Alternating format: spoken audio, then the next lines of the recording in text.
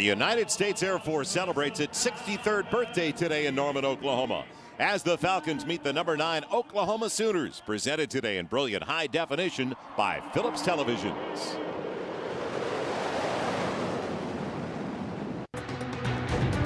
Today, undefeated Air Force, the leading rushing team of the nation, invades Norman, Oklahoma, taking on an experienced Sooner squad, aiming for a national title.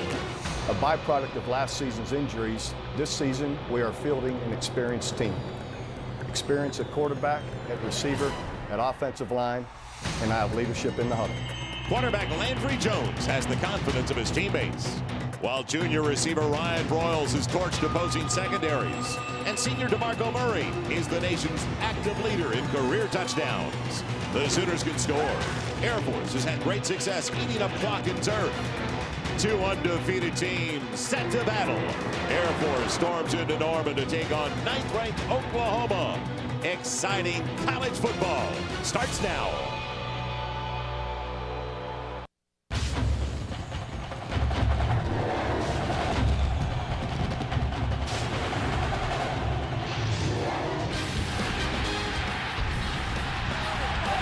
It's a war one in Norman as the Sooners get ready for their 71st consecutive sellout. And we're going to be watching one of those talented running backs of the country, DeMarco Murray. Welcome to Gaylord Family Oklahoma Memorial Stadium. Big 12 College Football Saturday presented by Philips Televisions as Air Force hits the road taking on number 9 Oklahoma. Hi, everybody. Joel Myers alongside Joel Klatt, and welcome to Norman for a matchup of the Big 12 of the Mountain West Conferences. Two teams, Oklahoma and Air Force, coming off big wins and explosive days offensively last Saturday.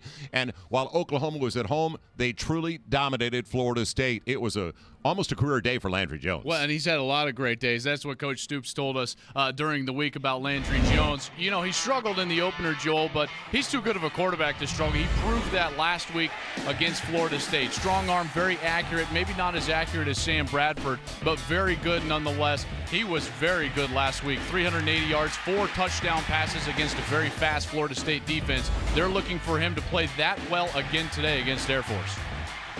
Well, the Air Force Academy in Colorado Springs last Saturday beat BYU, finally beat BYU for the first time since 2003, and did absolutely anything they wanted to on the ground. Well, and that's what it's all about for them, is running the football. 423 yards a game. That leads the country as far as rushing the football by almost 100 yards over Georgia Tech, who runs it very well. They play very good as far as formations, personnels, screwing with your mind if you're the defense. It starts with the fullback, Jared, too. He's very good. Their leading rusher. He's going to get that fake right off the bat from Tim Jefferson. As Tim Jefferson comes down the line, he's got the ability to pitch it or keep it himself. Asher Clark on the outside. He's fast. He's battling an ankle injury this week. He's good to go today. But if they out-leverage you on the outside, it can be a very long day. Brent Venables, the Oklahoma coordinator, knows that his Sooners have their work cut out. When we come back, we'll join Darren Horton in our College Football Saturday studio. You're watching Big 12 College Football Saturday, presented by Philips Televisions.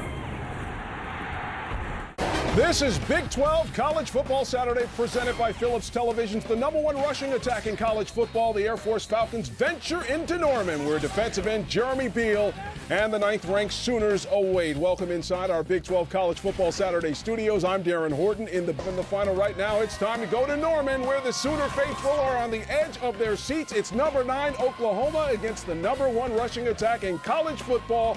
The kickoff next on Big 12 College Football Saturday, presented by Philips Television.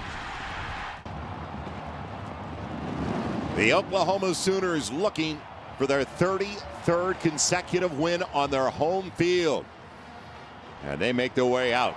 Temperature just about 90 degrees, and here comes the Air Force Academy. And we remind you, today's game is being shown on AFN, the American Forces Network, broadcasting to the United States Armed Forces, serving in 175 countries aboard ships at sea. They are watching today in Iraq, Germany, Italy, Southwest Asia, South Korea, and Japan. Troy Calhoun knows what it's all about. Air Force Academy graduate back in 1989 and starting at quarterback in 1986 for his former head coach, who's here today, Fisher DeBerry. So what an experience for Troy to come back, and he was also stationed here. Part of his service was here in Oklahoma City. As we head downstairs now to Jim Knox. Knoxy, Coach, this has to be a special day. You broadcast on the American Armed Forces Network. Also, your old coach is here in attendance watching the game. Air Force is celebrating a birthday. What does this all mean to you? Well, it's every day is a special day when you get a chance to live in the United States of America. It's because of those men and women all over the world that make moments like this possible. Now talk about Oklahoma. They've won 32 straight home games. How do you beat them on their home turf? They're a good team. You know what?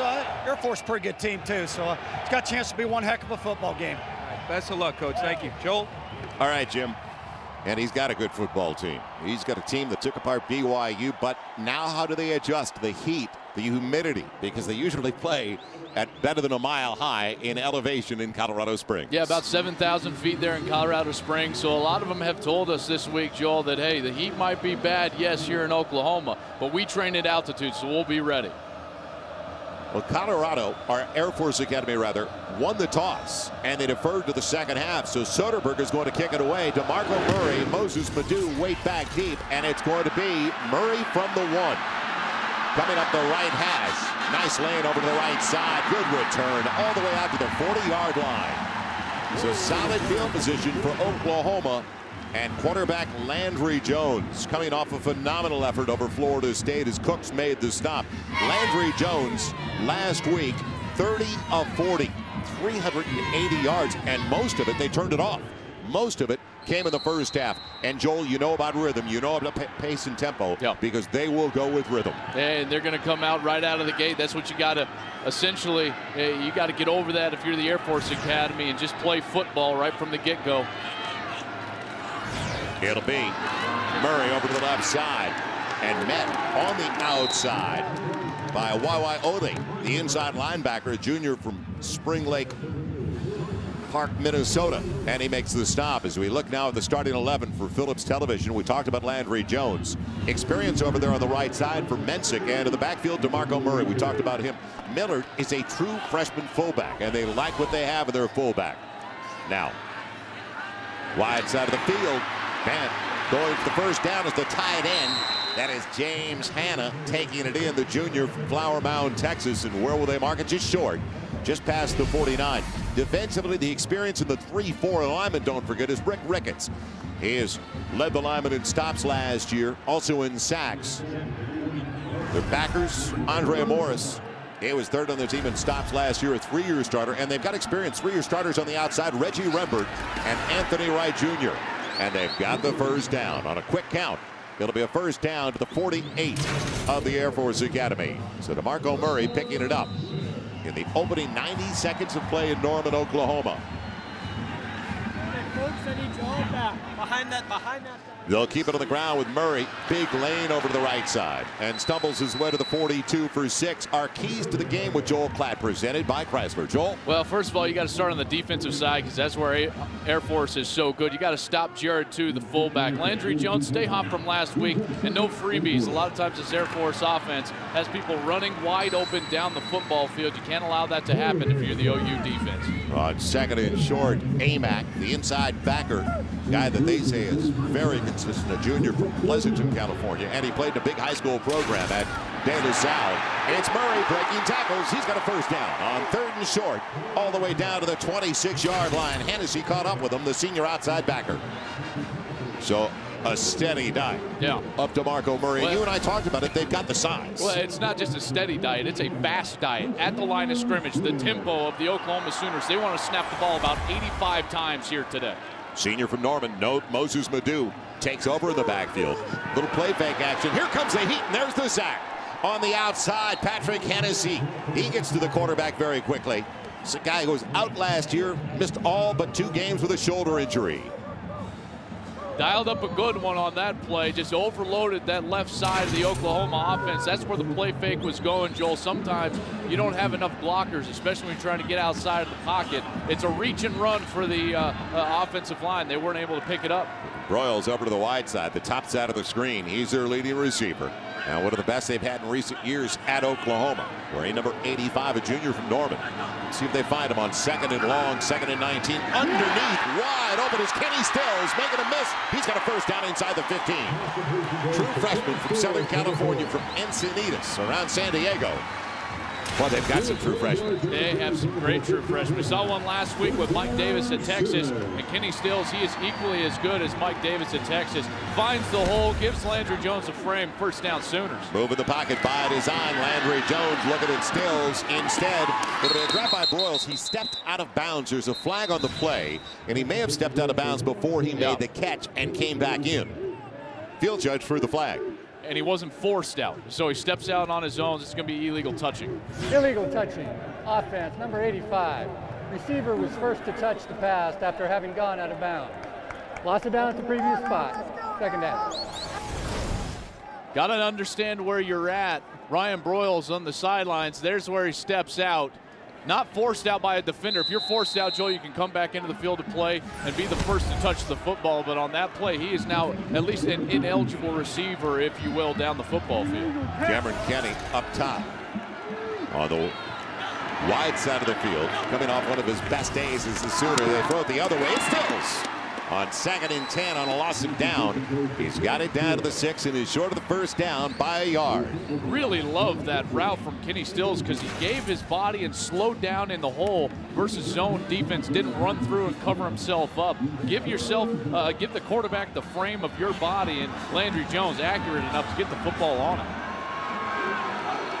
From the 6, 3rd and a yard, Oklahoma started their first 4 possessions with 4 touchdowns last Saturday. Trying to duplicate at least the opening drive today. Murray, or Megan Madew's got the first down, powers his way inside the 3. So Moses Madew, and he had not had many carries coming in. But after the steady diet they gave DeMarco Murray on a very warm, muggy day in Norman, Oklahoma. See a tandem at tailback, I would imagine. Madew has been just as impressive as Murray in fall camp.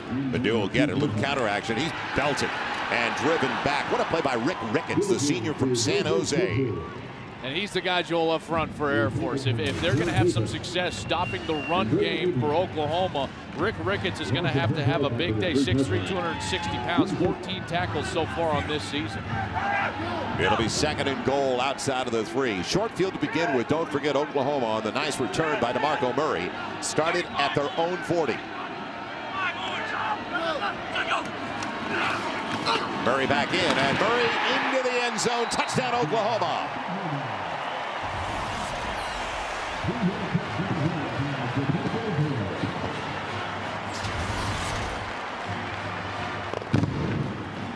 As is the case so many times with Oklahoma, opening up with a touchdown drive.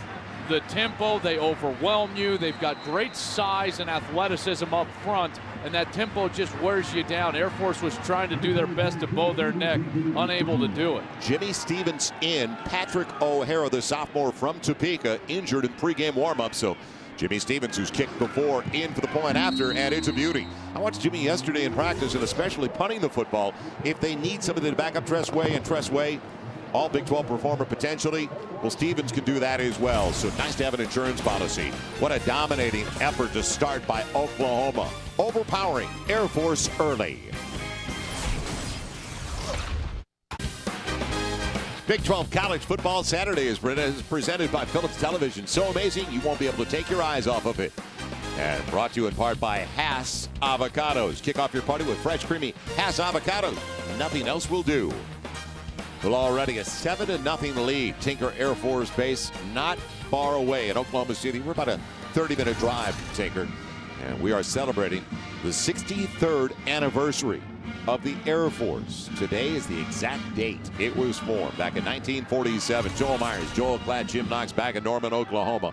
One of the great atmospheres, one of the great environments. Talked about it a little bit last week when we were in Austin. Big 12 college football, great sights. And when you go to Austin, Texas, here in Norman, Oklahoma, throw Texas A&M in there as well. College Station.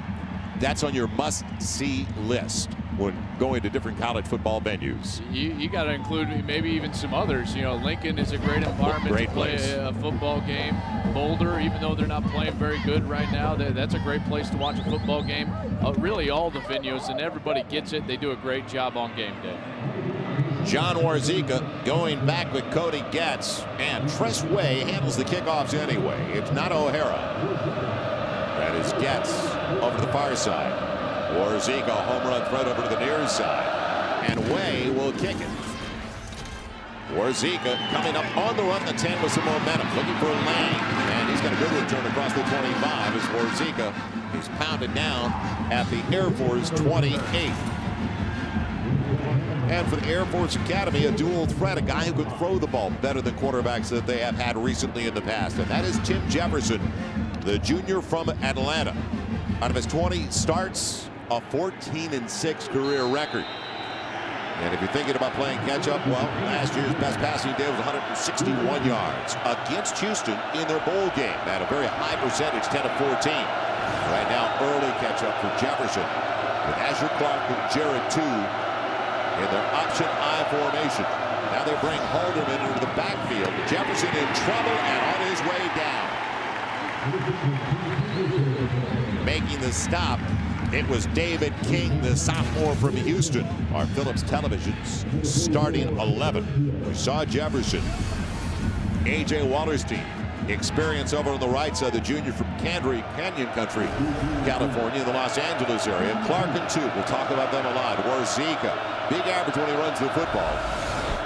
And in the option, nothing doing for Jefferson. 2 at the most, up to the 31. Stacy McGee driving him down, the sophomore, Muskogee, Oklahoma. Now defensively for the Sooners, ready for the hurry up, and so are we. Quick rhythm offenses, both of them. Beal over on the left side, second team all-conference last year. The experience of Travis Lewis, and then in the secondary, don't forget Fleming and Hurst already with picks this year. Fleming's got 2 over the first 2 games, making it his first season as a starter. It'll be third down at about 8. Grab is made and a first down. Taking it in for the Air Force Academy. And a big grab on third down to keep Oklahoma off the field. Zach Kaut, the wide receiver at 6'4", a junior from Dayton. This is not what they want to do, is throw the football. But Jefferson, nice drop back. Again, finding that zone. Kaut finds it, settles down, gives him the frame, ends up getting a first down. They got to stay on schedule better on first and second, though, in order to have success today. Warzika, the motion man. Jefferson's got a lane, and good yardage for Jefferson. Out of bounds with a flag on the play. As he gets about 7, almost 8. Now our Chrysler keys to the game. Holding. Offense, number 67. 10-yard penalty. First down. Call it on Jordan Eason, sophomore guard out of Smithfield, Virginia. Back to our Chrysler keys for Air Force. Well, for Air Force, you got to spread it around offensively. Warzika, Clark, 2, Fogler, they all got to get touches. They've got to be successful today. You got to take shots down the football field as well. This is going to be very important for them to try to essentially get in the minds of Oklahoma and then limit the Oklahoma possessions by this running offense. 423 yards per game. Limit those possessions for Landry Jones, and you could have a chance. Coming into the game, Jared 2, the fullback, is the leading rusher. Gonna be Jefferson. Nice toss. Big hole. Warzika off to the races he goes. Across the midfield stripe. And a first down inside Oklahoma territory, close to the 30. Forced out by Quentin Carter. He only averaged 11 a carry coming in on plays like that. What a terrific block on the outside. I believe that was Asher Clark, the tailback, who's going to lead this play out on the outside. Good pitch off of Jeremy Beal, the defensive end. And then here we go. That's the block on the outside. This is the key block that springs you on the outside. Not very good discipline by Oklahoma. Not as many guys out there that need to be. Too many guys paying attention to the fullback. That's Brent Venables, the defensive coordinator. And throwing is Jefferson, waiting for his man to cross, and he's got him. Count again. A first down at the Oklahoma 10. Patience by Jefferson. Great patience and terrific blocking up front for Air Force's offensive line. You would think that that's where they would have trouble with the more athletic Oklahoma front. But when you're constantly, Joel, trying to look in the backfield and see what's going on, you don't play quite as fast. That's what happened to the defensive line on the last play. It's a first and goal. Air Force has the nose of the football across the 10. How tight is this formation? They've got Halderman, 3 in the backfield, running over to the right side, and Clark can't get out of the grasp with the man going down, and that was Jonathan Nelson who slowed him down. Tony Jefferson cleaned up. Hurst as well did a great job. The offensive line forever, this is what I was just saying. averaging 6'3", 252 pounds. That's an offensive line from 30 years ago, not today. They've got to get low. They've got to get into the legs of Oklahoma in order to get them off the line of scrimmage. Clark on the quick toss sweep. Not much blocking, but he still gets 5. A quick 6. They are a real up-tempo, and you talk about the size of the offensive line, they're quick guys. Well, and they're precise in what they do. They are very disciplined, and those guys up front for Air Force, what they do, Brent Venables told us, the defensive coordinator of Oklahoma, they get into the legs of the offensive line. They're not just up there fighting up top in a strength war. They get down, they get dirty down low, and they do a great job. Started back at the Air Force 28. It's going to be 2, the fullback. He just tries to blast it in. He stopped shy by 2 yards, just outside of the 2, and a field goal try coming up for the Air Force Academy. But give them credit. They're set way back off schedule, snap-wise, because of the penalty, and they get it back with the throws downfield. Well, a couple of nice pass plays from Tim Jefferson to Clout down the football field. Air Force doing a nice job on 3rd down, converting a couple of times, and now with an opportunity to put points on the board. It'll be like an extra point, a 20-yard field goal attempt for Soderberg. And on its way, points on the board. So early, Air Force responds with 5:34 left in the opening 15 minutes of play. After the quick 60-yard drive of the Oklahoma Sooners, Air Force has an answer.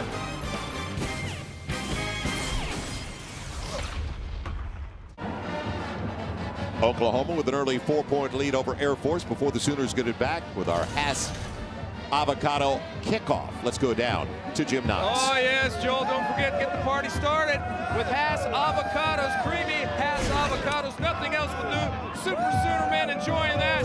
You like that? There we go, big guy. Just takes the hair right off your head. Way to go. Hass Avocados. They're loving it, guys. Looks pretty good. Now, one guy that kind of responded like it was a jalapeno, not an avocado. I was going to say, I love guacamole. I love avocados. I could use a couple up in the booth right now. Joel, we were at the practice yesterday for the Oklahoma Sooners, and I say practice because it's not a walkthrough for those guys. They take it seriously, and boy, did they try to get ready for something they don't normally see, which is an attack like Air Force, and Air Force was effective. They absolutely were effective, and they didn't care if they had a negative play or even got stopped for no gain. They just came back, lined it up, and came right back at the Sooners. Loved that scoring drive, and it was a good answer after OU went right down the field on their first drive. Moses Madu back deep along with Cameron Kinney, and the short one right over the head of Kinney, who'll get it off the deflection off the hand of Madu, and he'll be down in a hurry. What great field position defensively now for Air Force. So the squib, because they didn't kick it deep the last time, was Soderberg, and now it paid off. A hot one to handle, a bad hopper for Oklahoma and Kenny, and Oklahoma's going to have it back at their own 10-yard line. Well, they don't make you comfortable at all in any area of the game. That's one of the things that the Oklahoma coaches kept emphasizing to us. They're the most difficult team to prepare for in the country, both because of their offense and what they're able to do defensively and in the special teams. Well, they're going to spread things out deep in their own territory. It'll be Murray, and Murray's not going anywhere. Shut down completely. Making the play, Waiwaiole, the inside backer. As we remind you, the 1st and 10 line is brought to you by Phillips Televisions. So Waiwaiole on the stop after he was slowed down. It's a loss of 2. It'll be 2nd and 12 back at the 8. Jones looking on the slant that was taken away, and he's going down. So he looked at the quick slant over to the left side. That was gone. A young quarterback and an inexperienced quarterback would have thrown that ball, but you look at what Air Force is dealing with. Their defensive line averages 6'3", 261. That's 40 pounds and 2 inches on the average man on the offensive line for Oklahoma. That is quite a discrepancy, but they're playing well, and it starts with Rick Ricketts, number 90. He is a nasty player. He gets after it. Great motor down low. It's a 3-4 lineman, don't forget. Here comes the heat. Landry Jones gets it away for Kenny and overshoots him. Good coverage on that side of the field. Josh Hall one of the nickelbacks in there. So they had Kenny all turned around. But I bring up the 3-4. Now, a lot of teams go to a 3-4. Yeah. Eventually, they don't start in a 3-4, but Air Force starts in it, and you don't see it that much. Well, it's tough on base down because you don't see it on base down that much. But in nickel situations, Joe, you're going to see that in the Big 12. But this is exactly what Air Force wants, limiting your possessions, an empty possession for OU, and now Air Force is going to have a chance to go down and take the lead. Tress Way, phenomenal his first 2 games. John Davis is back deep along with Reggie Rembert. Line drive. And put on the ground by Davis. He gathers it in. A lucky hop. Right back to Rembert make it. The return man. So they'll have it way back inside the 40. It's still a 4-point lead for Oklahoma.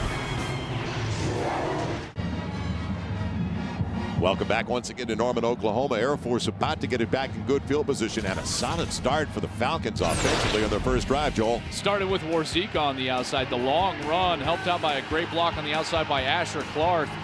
That's what got Air Force going, and then Tim Jefferson off of some play action finds Kyle down the football field, leading to a Soderberg field goal. Bob Stoops knew he was in for a tough one. And taking periods and blocks of time to work all of the different triple options, all the different formations. And that style of offense is not something you see very often at all, and we won't see it the rest of the year. So it is a major challenge. Difficult proposition because you don't see it, and they use some practice time even in August before their first 2 games just to work on the option. Very rare. I mean, teams, they don't even prepare for Oklahoma early, but they did for Air Force because of the unique nature to this offense. Single to the backfield for Jefferson. And a 3 wide receiver set, but they'll run. Jefferson out of the wing. And he gets about 4. It doesn't look like much, but 4 or 5, and they're on schedule as he's brought down by a redshirt freshman of San Antonio's New Braunfels, and that's Tim Wart. That's the tough part about it. Ward does everything right, stays on his key, gets the tackle, but they gain 4 yards, and they're in a perfect position to run their offense. Get up to the line in a hurry. It'll be 2nd and 6. And it's not a hurry up, but as their coaches told us earlier in the week, they're usually off by 10 still on the clock. And that is the case once again, just about 10 on the clock on the snap. 2. Powers his way across the 45 to the 46. So 4 and 4, and now can they get 2 more? Jared to the fullback, the leading ground gainer coming in, a senior from Park City, Utah. It's only the 4th possession of the game. Air Force is 2nd.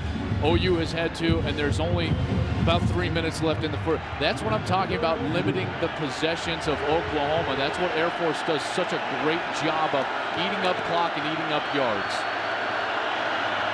The run wars Zika into the backfield.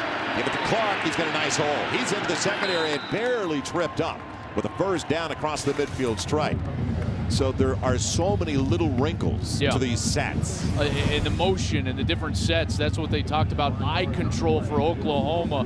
You see the great blocking up front, creating the seam. Clark gets it done. I don't see anything from Clark's right ankle. Beal is having a hard time with Arndt on the outside. Beal is supposed to, he's supposed to be kind of an all-league type player, but this low, small, quick offensive line is giving him trouble. Haldeman once again the motion man.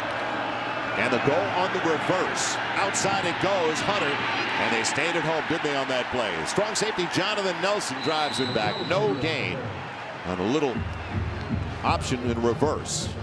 Mikael Hunter scored on this play a week ago. The reverse, they're running the option, and they try to get you on that misdirection. Flip it to Hunter as he's coming around from his wide receiver position back to the right. But a good job staying home and being disciplined by OU. Well, the 2nd and long. Jefferson 2 of 2 to start. Both going to count. His tall wide receiver. To the fullback. He just slides between his tackle and guard for about 4. Give him 5 actually, up to the 45. So 3rd down in Oklahoma territory. You talked about, and Kevin Wilson talked about it, the offensive coordinator of Oklahoma. They minimize your possessions. So there's you magnify everything you do offensively, because Normally, Oklahoma gets a lot of possessions. If they get 4 to 5 a half, they'll be fortunate. Well, they wanted those 80 to 85 snaps. They're not going to get that today. I can guarantee you that. It'll be third and a little more than 6. Right side, blocking out in front, and another first down for Air Force. Boy, they make it look easy, don't they? Warzika again. They sure do. And they run the same play to the opposite side that they got the great third down conversion or the long conversion on in the first drive, allowing Clark to get out in front from his tailback position. This is what Jefferson does a great job of, forcing the edge, pitching it outside, creating outside leverage on the defense. Bob Stoops cannot be happy with what he's seeing from his defense right now. First down, Air Force. Oklahoma 33. Little play action deception going down the middle, looking for his wide out, and it's batted away at the last second from Folger. Well timed by Jamel Fleming. Vogler 6'5", 215. He's a big wide receiver, slow to get up right now in the end zone. Came down very awkwardly, possibly on his left shoulder. Could have just gotten the wind knocked out of him, but this is what they want to do, take shots down the field. A couple of play action fakes, stand in the pocket. Jefferson does a nice job standing in the pocket in the face of pressure and delivers a great football down the field in the perfect spot, and Vogler is just unable to come down with it, but you see him land a little awkwardly on that left side. Hopefully he's okay, because he's their down the field threat.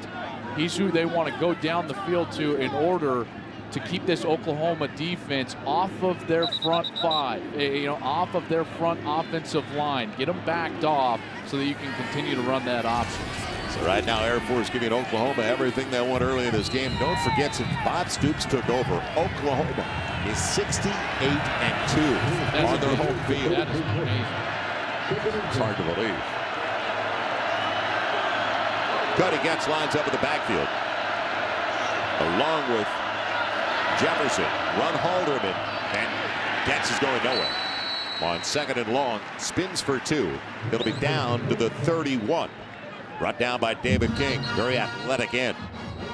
But unfortunately, Oklahoma has a young man down, Travis Lewis, who's heart and soul of their defense, a weak side backer.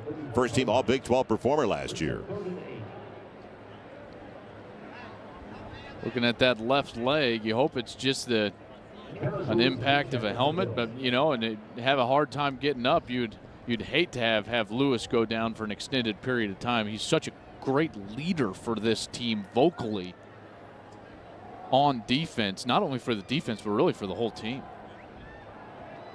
You're facing a speed offense, as you mentioned, the vocal leader and one of their best players out of their 11 defensively for Bob Stoops.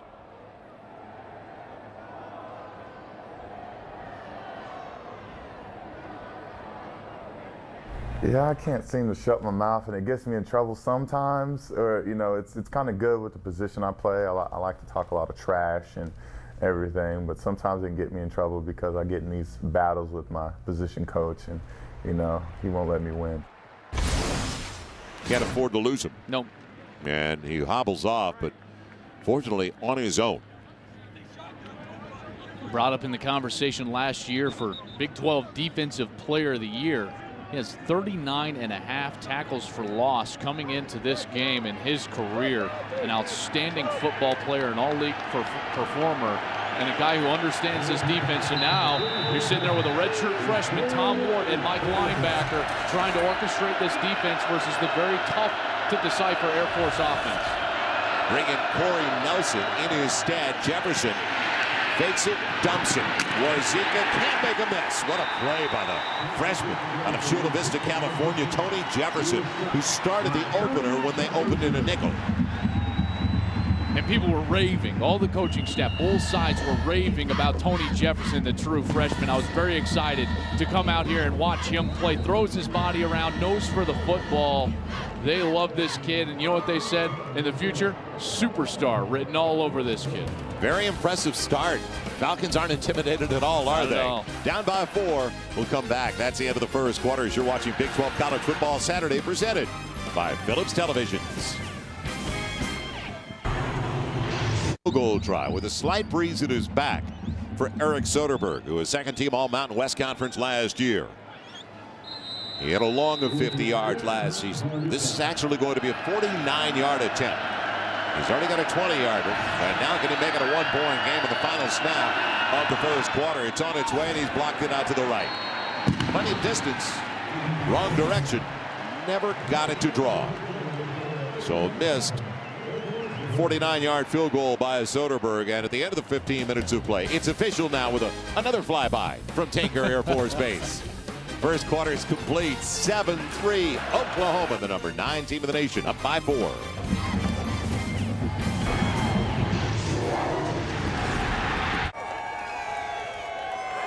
We get ready for the start of the second quarter. Our direct TV game summary, and Air Force doing what they needed to do. Kept Oklahoma's offense off the field. Limit the possessions. That's exactly what they've done. You know, they're going to own the ground game battle, but I've been impressed so far with their defense. I think that's a surprise for me, their defensive front. DeMarco Murray on first down, ridden down from behind by Rick Ricketts.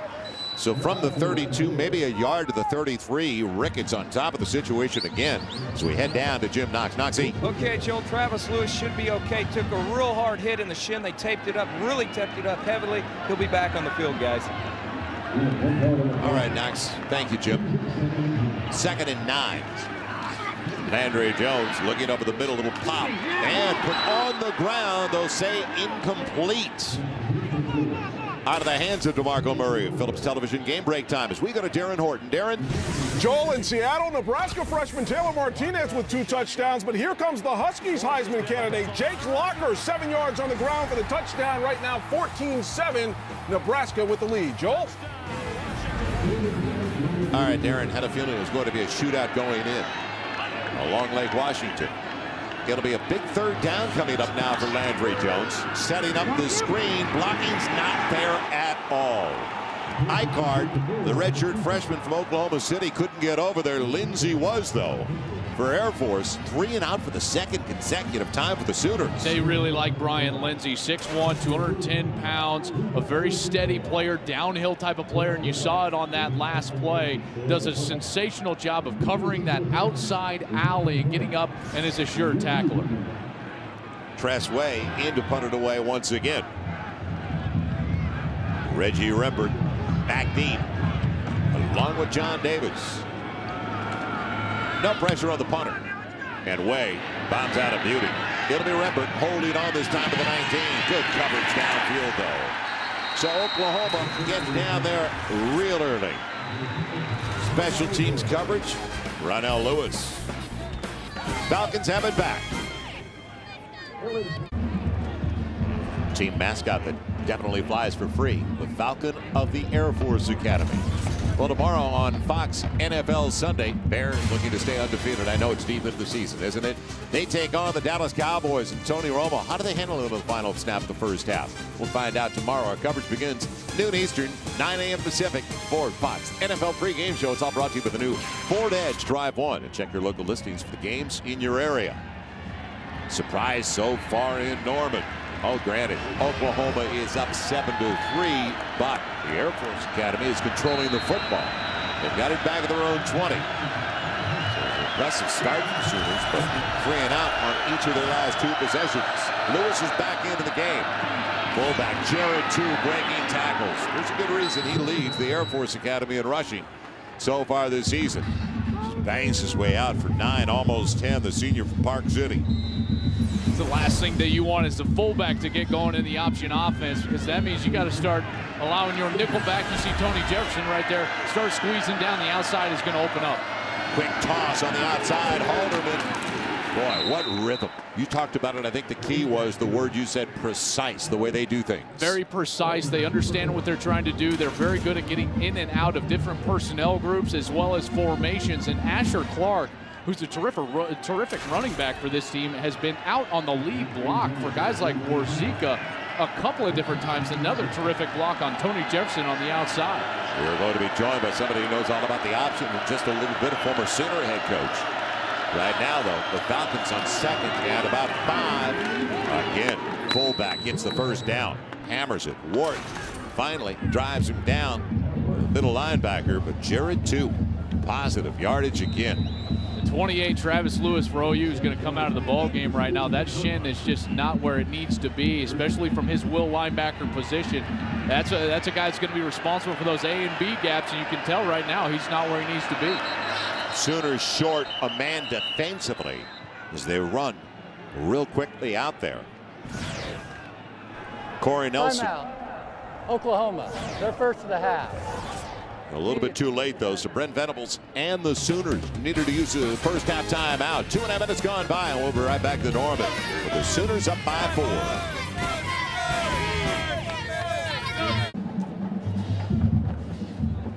Two and a half minutes gone in the second quarter. Sooners still up by 4. Well, the 74-75 Sooners are being honored this weekend. 74 Sooners under head coach Barry Switzer. Well, it was probation team, and some say the greatest team nobody saw because they were not on TV that year. Well, they finished number 1 for Coach Switzer. Joe Washington running it in there. How about Dewey? Leroy Selman. Good reason to celebrate. Great days here in Norman, Oklahoma. They continue now under Bob Stoops, but from 1973 to 1988, they were under the guidance of Barry Switzer, and they were strong days, Coach. We had a lot of good players. We had good coaches and good players, and we had a lot of fun. We had a great run. Yeah, you had a great run, and last night you had a celebration here, and so many of the guys made it back for you. We had 90 back here. Joe Washington, who was a great player in both those teams, he organized it. He works for our university. It was last night, and we had 90 guys back. It was really a wonderful evening. We had a lot of fun. Now, the stories at events like that, I know when I get around some of the guys that I've played with, you sit down and you just tell story after story. How was that night? Dredges up, reunions bring back reflections. That's right. And it's what it does, and it's what it's all about. And we had a wonderful time. I love what they do on offense. They've had the ball from 9:40 Air Force, and that's what wishbone teams do to you. They control the ball and eat the clock up. And this bunch here, doesn't have a guy that probably could start for Oklahoma. Right. Really. Right. But they make better great points. I bet you most of them. I'm glad you said it. Well, we couldn't get away with that. Well, I understand that, but I can't. I don't work for a college president or board of regents anymore. 12 Big 8 titles, including the 2 teams who were here last night, the 74-75 Sooners is its second and long. And I want to get back to that conversation about your offense and the wishbone attack as we continue with former head coach Barry Switzer, and that'll give us time to talk about it. The false start over to the right side. You had great talent, obviously, but you had to be precise. You had to be clean. What are the keys? Why is Air Force so good at what they do? Well, they do a misdirection. They're using a triple option principle in their 3-back offense, but they use so much misdirection, opposite direction. It's really confusing the defense. You can see Oklahoma has not seen anything like this, and there's confusion and communication on defense, and they have some success. Oklahoma can run fast on defense. They got great quickness and speed. They'll close, but they can't practice this stuff against the scout teams, I promise you. It's a different deal. Yeah, we watched it yesterday, and to be able to simulate it Yeah. by a scout team, it's impossible. No, you don't. And it's great offense. It's not dead, and the academies keep it alive. Yeah, I promise absolutely. You. Maybe Well, some of the coaches are dead that they coached it. There's no disciples of it. Everybody wants to hire people from throwing game. The vogue is throw the ball and spread offenses. How about the offensive line play? This resembles what you guys did no back question in the about it. low, eye in the thigh type of deal. Veer blocking, down blocking, creating, sealing the inside and taking the ball to the corner and executing. But they're multiple offense. They're in the spread offense now. One back set. The back stays in, picks up the blitz. The guy's got a strong arm. Hit the first great slant route he threw today. Perfect throw. Great. Hey, this is Halderman there. We're talking to head coach Barry Switzer, and I'll keep calling him a head coach because he had such great championship teams here at Oklahoma. And for all of us that were in the Big 8 at the time, all of us alum from other schools, we suffered at the hands of the Oklahoma Sooners. Yeah. And now, look at this. Air Force, will they gamble? Could be a pooch game. And a timeout is going to be called. Timeout. Oklahoma, their second of the half. Media timeout. Well, we're going to take a timeout as well, so we'll come right back with Coach Barry Switzer, talk about, and especially the differences between college football as opposed to when he called it quits in '88 here at Oklahoma. Be back with Darren Horton in our Saturday studio. On the Geico Halftime Show, let's get you back to Norman, Oklahoma, to Joel, and Barry Switzer. All right, Darren, it is an honor to have Sooner legend with us. Coach Barry Switzer continues to join us, and you were just talking about Bud Wilkinson was here and the great run that Bud Wilkinson had here at Oklahoma. And we were talking while we were away about what Tom Osborne was doing with Tommy Frazier back in the 90s at Nebraska. Great offense. You take the Tom Osborne's offense of the 90s when he went 60-3. Billy Vessel's here. This is this bunch Bud had. They had a great run, great bats. Won 47 in a row, running a triple option type offense. Not the blocking schemes, but basically the dive back, quarterback, keeper, pitch. And same principles, but except it evolved to the wishbone, and which is a great blocking scheme. It is going to be a punt coming up for the Air Force Academy after they deliberated. Sooners will stay away from it, and they'll get it on a good roll for Air Force, as the Sooners will get it back at their own 16. We were talking while we were away as well about the differences in college football today. The spread offenses in college football. Everybody wants it in 2 minutes or less. You guys were willing to take your time because you could beat them on the perimeter with the right quarterback. You bet. And we make people play disciplined defense. You can't run the I formation. You don't run the option game, and everybody gangs up at the point of attack. Quarterback, safety, the linebackers, everybody comes where the I back is. But when you run the triple option, you don't gang up when you stick the ball in the fullback's belly. You better play who's got the quarterback, who's got the pitch, and play disciplined football. They're out of the gun here, Coach. Landry Jones with a single to the backfield. Oklahoma back at their own 16. This guy's a good quarterback. He's got a gun, doesn't he? He has quick delivery, got great ball velocity. That's Kenny Stills, the freshman out of Southern California, on the receiving end. I like his feet, Coach. You know, when you're talking athlete. about great quarterbacks, and I think Josh Heupel deserves more credit for getting these quarterbacks at OU ready, especially with their feet. Well, a little swing works, and Broyles takes a hit, but he gets the first down. Timing important on that play. You bet. See, this guy's got quick release, quick delivery. It's a prototype, and he has got great feet. You know, he's what, 6'6", smart. He is a really good player. He's going to be a first-round pick. Man, he's got Kenny wide open. Cameron Kenny, coming off his best game as a Sooner, takes it inside the 45 to the 42. So back-to-back first downs. And as we look at this, Joel, this is a long time coming. First down since the first 5 minutes of the game for the Sooners. This is what you do. The two defenders, a mistake and a missed assignment for Air Force. They run up, try to cover the flat, and you kill them in the seam deep. But here's the tempo of OU back on the ball. And there's Broyles uncovered again, making a miss on the perimeter and diving, staying in bounds with the first down inside the 30. So there's Ryan Broyles, and he has a chance to be one of the great receivers in Sooner history. He's another first-round pick. This is playmaker. This is the biggest playmaker they got. Get the ball in his hand, and he will make things happen. He's better. He's, I think, a little bit better than Clayton, Mark Clayton, who's a great player here, first-round pick. But it's very similar, but special player. He's now 5th all-time on the Sooners receiving list, and a timeout has been called. Barry, we can't thank you enough for coming across the stadium and joining us up here in the press box. I appreciate it, guys. Good luck to you. Thank See you guys. Stay after.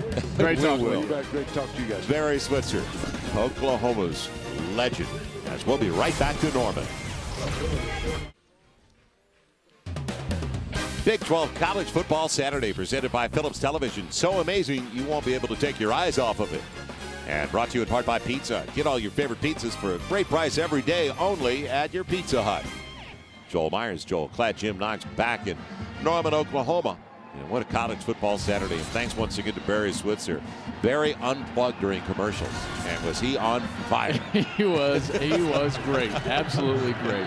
The Sooners have it all the way down to their 27 after starting back at their own 16. Some explosive plays down. As they get to Margot Murray in the backfield, and off to the races he goes. Murray with another first down. So all of a sudden, adjustments for Oklahoma and some big chunks of yardage. True freshman fullback Trey Millard.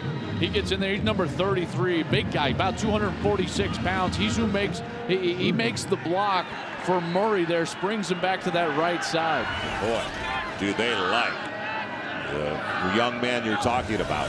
Effusive in their praise of Millard. And weaving his way. Murray with a flag down off the near side for the linesman. He's down at about the 9, inside the 9, close to the 8. Now, what about the flag?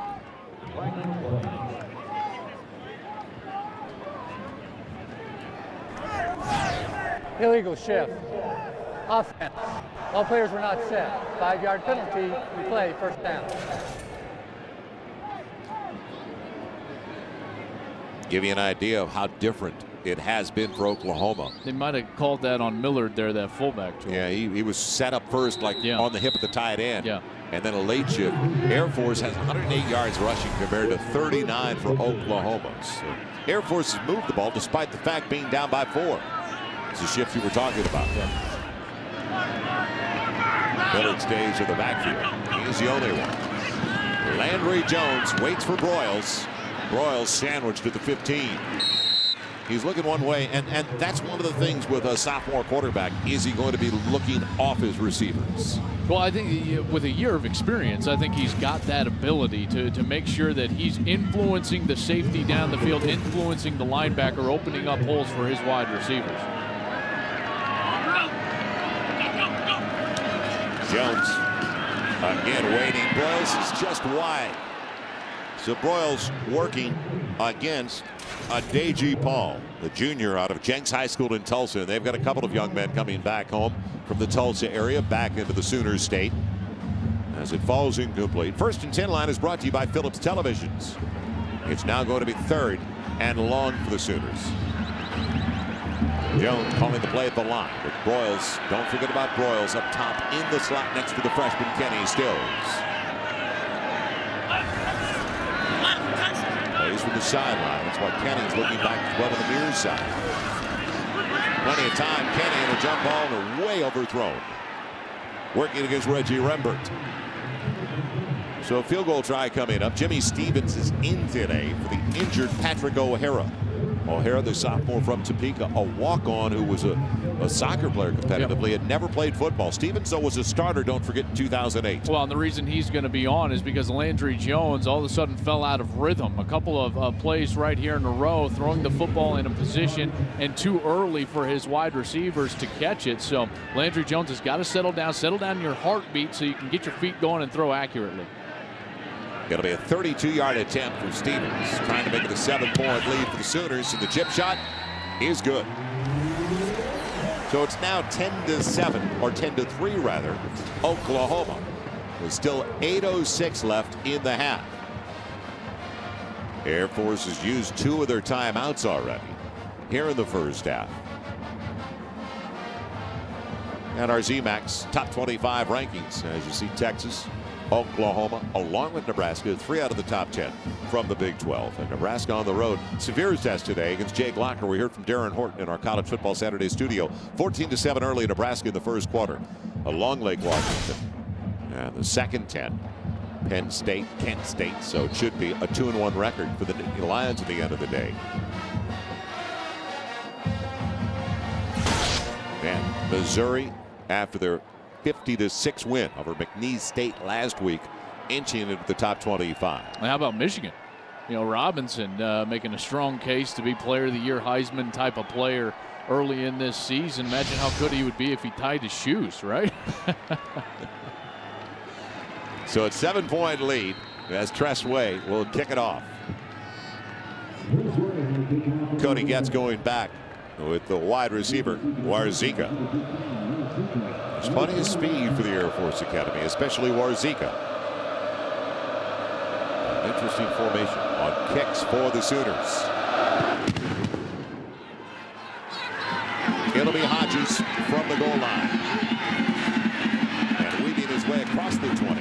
Good coverage outside. He goes to the 24 as we head back downstairs to Jim Knox. All Jim. right, Joe, great story here. This is Tim Vida. He went to Air Force and the honorary captain for Air Force, played at Air Force as well, but also grew up in Youngstown, Ohio, and played under Ron Stoops Sr.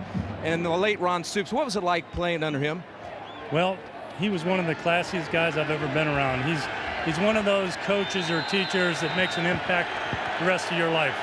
Now you can understand where Coach Bob Stoops got his coaching philosophy, I guess. Not only his coaching philosophy, but his whole way to approach life and family, and it comes from Mrs. Stoops as well, and the entire Stoops family. This is no mistake that Bob has had the success that he's had based on his upbringing. Now, before the game, you also spent some time with Bob Stoops in his office, but you have had a great afternoon because you're honorary captain during the coin toss. I'm extremely honored to be the honorary captain and also to be a friend of Bob's and spend some time with him, and it's just a great atmosphere to be in here. Tim, appreciate the time. Enjoy the rest of the day. Joel? Very nice story. Thank you, Nancy. So a connection with a former Falcon.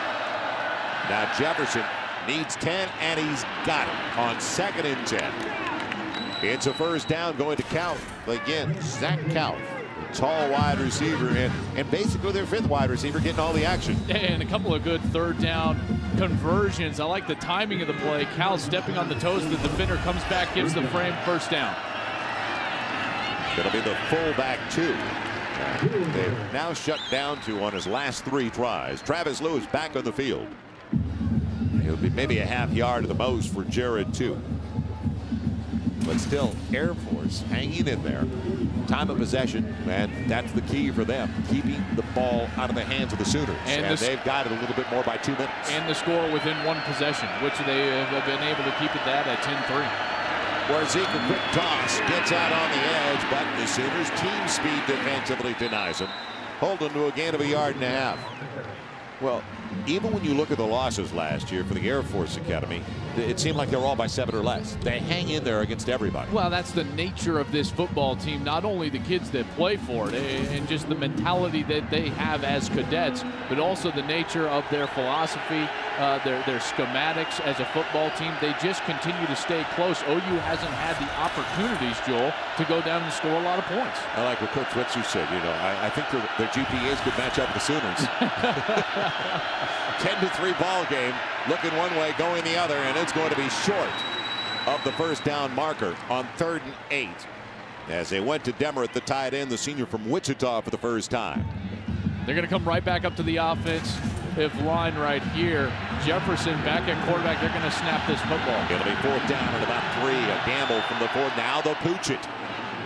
Jefferson, and it pays off. Good roll. It'll hit the wide receiver Halderman, so it'll be down at about the 17, 18-yard line. So a little pooch from Jefferson. And that's the way to take the return game out completely for Oklahoma. Especially with a team that has some of that firepower, you know, in their return game with Broyles back there and guys like Murray. You just take it completely out of their hands. 2 good games for you next week on College Football Saturday. Our Twin Bill starts. Joel will be there at the Little Apple in Manhattan. UCF taking on Daniel Thomas, the Kansas State Wildcats, and then a Pac-10 showdown. It'll be Oregon's explosive offense featuring LaMichael James taking on the dominating D of Arizona State. It all starts 12:30 Eastern, 9:30 out of the West Coast. Oklahoma settling for the 32-yard field goal the last time they had it. Will now get it back at their own 17. Jones sends Madu in motion. A little swing pass and dropped by Moses Madu. And it was close to being behind the receiver, but it was a forward pass.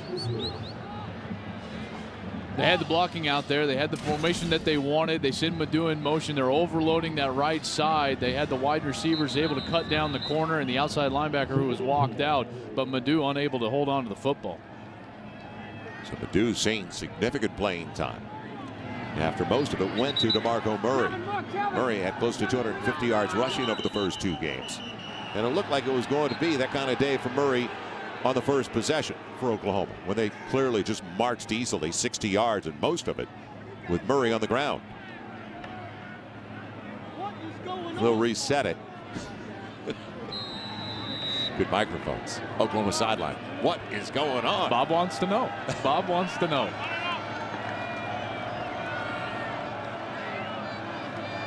Jones spreads him out. 3 on the wide side. And now he will throw it over the head of Madu. Indecision, though, by Landry Jones once again. He is not in a good rhythm right now. You see him shaking his head. He doesn't have a good flow into this football game. That's a ball that he just needs to tuck under his arm and get as much as he can get. Give yourself a 3rd and 5 rather than this 3rd and 10 by just chucking it out of bounds. Pretty stiff breeze at the back of Landry Jones. He'll be throwing on 3rd and 10. And flag on a false start against the Sooners. So as a group, out of sync. False start. Offense, number 76. 5-yard penalty. 3rd down. Called it on Jarvis Jones, the starting left tackle today. They have made adjustments on the offensive line. Stevenson started last week. Jones today. Icard today after Good started last week. And LePac got to call it right guard after Evans had started last week. Interchangeable parts, though, as they play a number on the offensive line. 3rd and 15. Time for Jones, but man, was that too tall. He was looking for Dewan Miller for the first time today. His junior wideout from a touch in New Jersey. It's just not working. The frustration you can see on the face of Landry Jones. He did not step into that throw. He just tried to throw that with all arm. At that point, you never follow through. And if I'm Josh Heupel, I'm going to go over to Landry Jones and not talk about the X's and O's of this football game, but I need to tell him, hey, you've got to slow down and be a leader right now for this football team. Go out there and execute. Anthony Wright Jr. for the first time is going to be back. He's a home run threat for the Air Force Academy. Way's last punt, a 52-yarder. And this off the side of his foot, a wobbler. It'll hit, take an Oklahoma bounce. A break that time for the Sooners across the midfield stripe close to the 40, but still good field position for the Air Force Academy. And do you believe, who would have suspected after that first drive that 3 of the first 5 possessions for Oklahoma would be 3 and out with a punt? Well, Landry Jones is feeling that frustration right now because this is a guy in an offense and a crowd that expects to score. Led all freshmen last year with those 3,100 yards and 26 touchdowns, freshman of the year in the Big 12 Conference. This is a guy that wants to have success. This is an offense that has enjoyed enormous success over the last 3 or 4 seasons, and they want to score, and they want to score right now. Just what we were talking about with Barry Switzer here just a few minutes ago. But now Air Force is in a perfect situation for their offense. Warzika, the target, and Asher Clark with a block, but what recovery on the outside for the Sooners. Outstanding play, Jonathan Nelson, the strong safety. It looked like he was going to go for yardage. Watching film of this team last week against BYU, this play would have gone for about 10 or 12 yards, but this is the recovery speed. At that point right there, Warzika has the edge, but Nelson comes out of nowhere from the inside, filling inside out. Jonathan Nelson and his speed is what stopped that play for Air Force. Brett Venables told us the quickest in the secondary. Jonathan Nelson, honorable mention all Big 12 last year. It's only a yard. Looked like it was 5 or 6 easy. 2nd and 9 to the fullback. And lunges out the 45. How tough was it for you to prepare for a Brett Venables defense? It was very difficult because, one, you know that physically they're going to be very quick. They're going to be strong at the point of attack as far as the defensive line. And then I know this guy, Brent Venables, he's going to have something up his sleeve for that week to try to attack something that we do, especially on 3rd down. So they're smart, they're physical, and they're fast, and that's very tough to face. He's a Salina, Kansas kind of guy out of Salina South High School. So one of our favorite places in the state of Kansas. It'll be 3rd and 5. Running the option, Jefferson nudges close, but he is short of the first down of the 49. I wouldn't be shocked at all if they went for this. This is right in their sweet spot. It's 3rd and 1. Their offense is built for this. Jefferson knows that, and that's why he just reads the defense and he's just playing football. He's not thinking about the chains. He sees the alleys, cuts it up, tucks it under his arm, and now they're just playing football, even though it's 4th and 1. It's 4th and less than a yard. Would it be to the fullback? 2 gets it, and he's got the first down. 1st and 10 Air Force on the gamble just across the midfield stripe. And real quickly, well, we'll get back to it after this. Well, and you see the offensive line surge down low. Terrific drive. The center, Michael Hester, getting off the ball. Tyler Schoncheck doing a great job as well. And 2, just following his big offensive line. We talked about it, the quickness of their offensive line. They don't need to engage long now, looking and overshooting Asher Clark. And he also had Warzika wide open on an out pattern. That last set of downs, Joel, was the prime example why Brent Venables said to us, we must keep them off schedule like they have done now at 2nd and long, or else we are, quote, dead. And that's what he said, because this offense, even in 4th and 1, it's so tough to stop them because they're still going to put the football out there and let 2 roll over it. They've got the option to defend and all of those things. It'll be 2nd and 10 for the 49.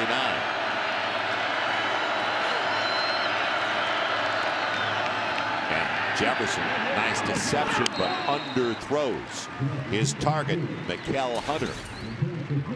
Our best to the family of Don Smith, who passed away, a friend of college football Saturday, and our best to Don Smith. His sons are on our local crew here. 2 of his sons, former PR director of the New York Giants. Gentleman made his home at Oklahoma City. So our thoughts are with the family of Don Smith this entire weekend. It's going to be 3rd and 10 from the 49. And put on the ground and off the fingertips of Asher Clark. So out of rhythm completely once it was dropped by Jefferson. Carter in the coverage. And a good thing Asher Clark went down. Yeah, because Carter was right there, and this guy is a physical specimen. This is exactly what Air Force doesn't want to happen. They get off schedule, but they're going to pooch this ball again and not allow DeMarco Murray or Ryan Broyles to get back there and receive a punt. Great strategy. Going to be pinned inside the 10-yard line. Boy, has Jefferson got it down. Little end-over-ender. A great rugby player, isn't he? I wish I could bump and run my wedge around my 9-iron or 8-iron around the green like that. Right. So Jefferson gets it done. Back inside the 10. Oklahoma's going to have it at the 7. So Air Force keeping them kind of at bay right now. Well, and not only do you not allow Broyles or Murray to go down there and receive a punt, but you're going to put a frustrated offense. You've had some false starts. Landry Jones has overthrown his last 3 wide receivers, and you're putting them inside the 10-yard line, which is a stressful environment. Great strategy by Troy Calhoun and the Falcons. Deep single set for DeMarco Murray. Man, looked like an offside. No flag, though. Murray barely tripped up.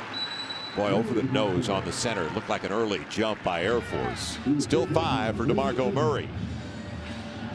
It's a quick group. We've talked about it. Give them 6 on that first down carry. These cadets will not go anywhere. And keeping them at bay. Despite the fact they're down by 7, they've outgained them and meeting them on the edge. It was the safety, John Davis, the junior from Cincinnati, with a pretty good lick. I believe that Oklahoma at some points actually they go too fast for their own good because the execution starts to slow down and wear off rather than sometimes taking your time and allowing those big offensive linemen to get their hats where they need to be, especially on the outside. They'll run the fullback. Millard in motion. Need 2 for Murray. And Murray struggles. He may be short of the first down marker, just outside of the 16, needed to go across the 17. It may be another 3 and out. One thing that we have found, the guys are fearless on the Air Force Academy. No question about it. They don't. You bring anybody else into this environment, and you might get some wide eyes. You might get some guys that are in awe of the University of Oklahoma and their football program. But these cadets, they got bigger and more important things in the future. Right, that's the big picture. Perspective, and that's what these kids have, and they play like it. And that's what's so impressive. It's easy to get behind and to start to like and root for the Air Force Falcons, not only because of what they're going to do after football, but they play such a great brand of football as well. Oklahoma's got it by an inch. Joel, what you're seeing right now is the product of a quarterback that the coaches don't want to put back there and throw the football. Everybody for Air Force in the box. Only 1 safety deep. 8 men at the line of scrimmage. Very tough to block all those 8 guys. And that's why you're seeing DeMarco Murray struggle for yardage at the point of attack. And Troy Calhoun, who we just saw on the sideline, they swing it out real quickly to Broyles. Makes him miss. Good move down the sideline and then takes a hit as he's popped out of bounds by Miller.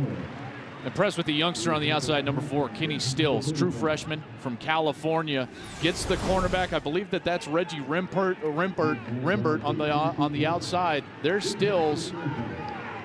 No, I'm sorry, that's Anthony Wright Jr. See that block? Just slowing up the pursuit of Wright Jr. is enough for Madu to get outside. It'll be 2nd and 9. Landry Jones, or 2nd and 1. Landry Jones finding DeMarco Murray. Murray, pushed out by Davis, has the first down. Well, Troy Calhoun, who we saw on the sideline, the head coach, when he was stationed here at an Air Force base outside of Oklahoma City, he called the Sooner office. It was 90, 91, and 92 when he volunteered his time, and he broke down footage for the staff, for Gary Gibbs' coaching staff.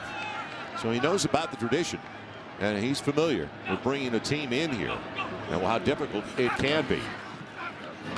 Out of the hands of Kenny. He's trying to make his move on Rimbert before he had the football. Uncharacteristic of a guy who the coaches have been telling us has been playing his most consistent football. The junior college wide receiver, now a senior out of Georgia, 6'1", 193 pounds. He's been doing a nice job. Took his eye off that last one. It'll be 2nd and 10 from the 31. Quick jump and an offside. Free down for Broyles, and pretty nice pick. Pretty good moves. He's got a first down. They'll decline the penalty. It was a jump on the near side, offside Air Force. And a first down to the 45 of the Sooners.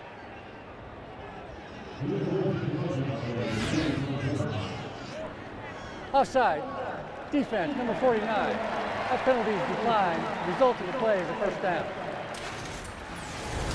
Right defensive end for Air Force. He's going to jump off sides on the hard count from Landry Jones. I don't mind that at all when you're in your own territory. You try to get some free yardage, especially when you're behind the chains in 2nd and 10. That was Caleb Koneman, former outside linebacker. Ton of time for Landry Jones. And it's Rattery, the tight end, taking it in for his short gain. So now we have a minute to play. It's out of bounds, which saves the timeout. Oklahoma still with timeouts on the board. And they're up by 7, so plenty of time. Plenty of time, especially for an up-tempo offense like OU. Jones for grabs and almost brought down by Stills.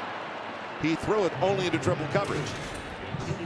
I'll tell you, Landry is off right now. Yeah, that's a break. Mentally, he's got to be frustrated. His feet are never set. Stills is just gobbled up by all the defenders. And 31 for Air Force. That's Brian Lindsay, the strong safety. He had his hands on the football. John Davis had his shots at it.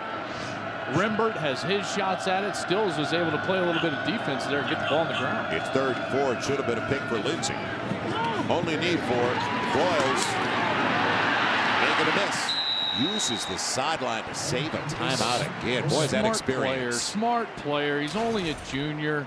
Came in with 21 receptions, and he shows you that he's not only flashy and he's not only a guy that can get the ball in the end zone, but he's a smart football player. I love this as a quarterback. Throw it to him in the middle, and what does he do? He looks for the chains and then the sidelines right away. And it's going to stop anyway, but it's going to restart after the movement of the chains. 1 timeout left for Oklahoma, still up by 7. This drive started back of their own 7. Here comes the blitz, and it'll be out of the reach of Stills. That didn't have a chance. So it'll be 2nd and 10. Still 39 seconds left, and we remind you, and we just saw a good look. Jimmy Stevens hit that 32-yard field goal, but it is the backup place kicker for the Sooners today. O'Hara injured in pregame warmups, and Jimmy Stevens has taken over. They are working with the wind here, so they don't necessarily have to get as deep as they would going the other direction. A pretty good stiff breeze at the back of the Sooners. Bad snap by Hayburn. Now Landry Jones trying to throw it away. He does. And he's still in the pocket in the tackle box. Yeah, it should be a flag. Not only was he in the tackle box, but he was in the arms of a defender. The ball did not get past the line of scrimmage, the original line, and there's the flag. Intentional grounding. Offense, number 12. Lost it down at the spot of the foul. 3rd down. That's Hayburn who's snapping the football back. And that's rare. He's that good. It was a ground ball. Jones didn't even have a chance, but at that time, you just cover up the football and take the sack rather than also taking that loss of down that they've got. So now it's 3rd and long. If I'm Air Force, they're in prevent. I don't necessarily like this. I'd dial up a pressure and force them to throw hot, rally up, and make the tackle. 3-man rush. Jones moving the pocket. And out of the reach of Kennedy. It would have been out of bounds had he caught it anyway, and a punt coming up. And again, high. Jones off the mark once again, not getting his shoulders set. But a lot of passes have sailed on him. He's not balanced. He's not in rhythm. He doesn't feel comfortable. He's frustrated, and that's what happens as a quarterback. Landry's got to calm himself down at halftime and come out here and try to play a more efficient half of football. And that's going to be Josh Heupel's job, standing next to him, trying to coach him up, the quarterback coach for OU. This is going to be, believe it or not, the 4th punt of the first half for Tress Way out of 6 Oklahoma possessions. So give credit to the Falcons of the Air Force Academy. They won't even put Davis back deep. It'll be over his head and into the end zone.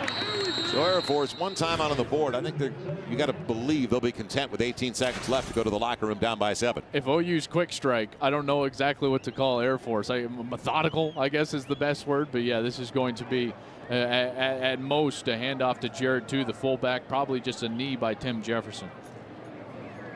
So yardage at this point almost identical. 171 total yards for Air Force to 170 for the 9th ranked team of the nation, the Oklahoma Sooners. And Oklahoma has not been able to run the football. Only 31 yards on the ground, a knee, and that'll do it. So like we've said, they hang in there with everybody and continue to give themselves a chance. Now that's the kind of the theme of Air Force Academy under Troy Calhoun, a very successful program in their 4th year under a former Falcon. Got to reset if you're Landry Jones. You're frustrated, I get it, but you've got to reset now going into the locker room. Get yourself some water, get yourself some Gatorade, and settle yourself down because you got to play better in the second half. Downstairs we go. Jim Knox. All right, thank you, Joel. Coach, a defensive game here. You got to be pleased with your defense holding the Air Force offense to just 3 points. We have played really well on defense. Offensively, we've just been terribly inconsistent. Just poor execution. How do you get a jump started in the second half, Coach? Well, again, these guys just got to settle in, have some execution, not have some dump penalties or missed snap here that gives you, that puts you back in the hole. It just gets down to executing properly. Right, thanks for the time. Halftime in Norman, Oklahoma. Oklahoma leading Air Force 10-3. Right now, let's head to the Geico halftime show and join Darren Horton. Darren?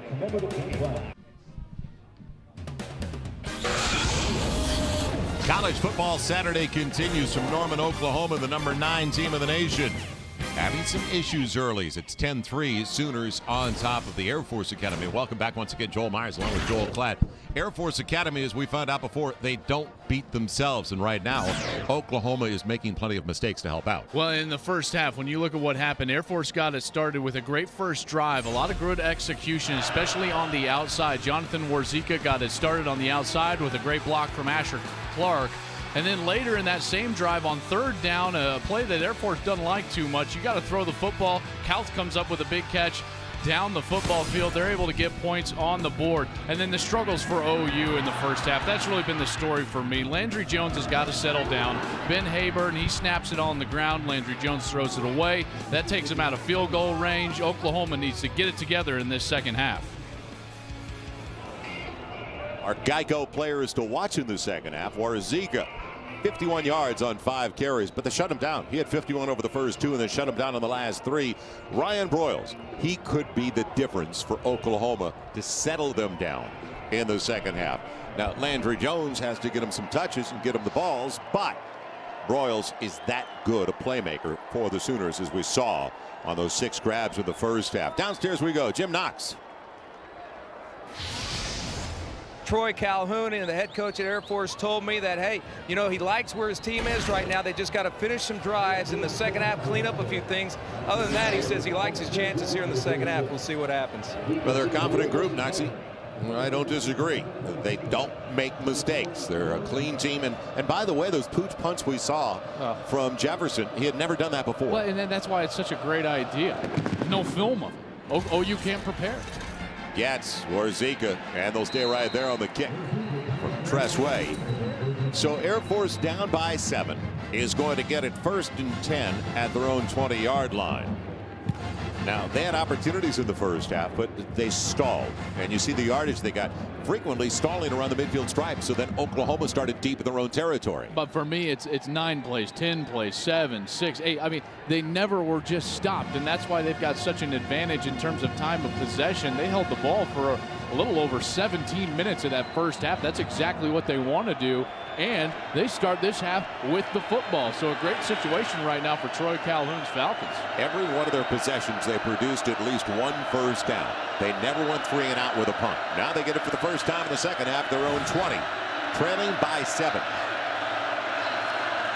They show 3 in the backfield, and Jefferson's got a lane. He's collared, though, as coming across for the Oklahoma Sooners, making the play on the outside. Stacy McGee was up there. Fleming as well, but it was McGee first who got him around the shoulder pass. The sophomore who's in his first season as a starter, along with Casey Walker. Both tackles sophomores for the Sooners. So inexperience up there. They've got Beal on the outside, though, and Alexander, who's got starts over the last 2 seasons on the other side. It'll be 2nd and 7. 2. Boy, you think they push him back? Nope. He still falls forward for an extra yard. Tough customer. Tough customer meeting tough customer. Redshirt freshman from Texas, Tom Ward, the middle linebacker for OU. He sticks his nose right up in the A gap. That's what he's responsible for. He sheds the block of the center, gets lower than him, great leverage, and then stuffs 2 for only a couple of yards. It'll be 3rd and 4. Jefferson keeps it. And he spins across the 35 to the 37. You have to be honest with 2 because he's been so successful and he got a lot of attention. And this is what makes it so difficult is Jefferson on the outside. He actually fakes the pitch later on as we continue to roll it down the line of scrimmage. Right there, he looks out to the outside man, and that's what forces number 32, Jamel Fleming, to go out to the pitch man, opening up a lane for himself, Tim Jefferson. What a great job right there managing the option offense.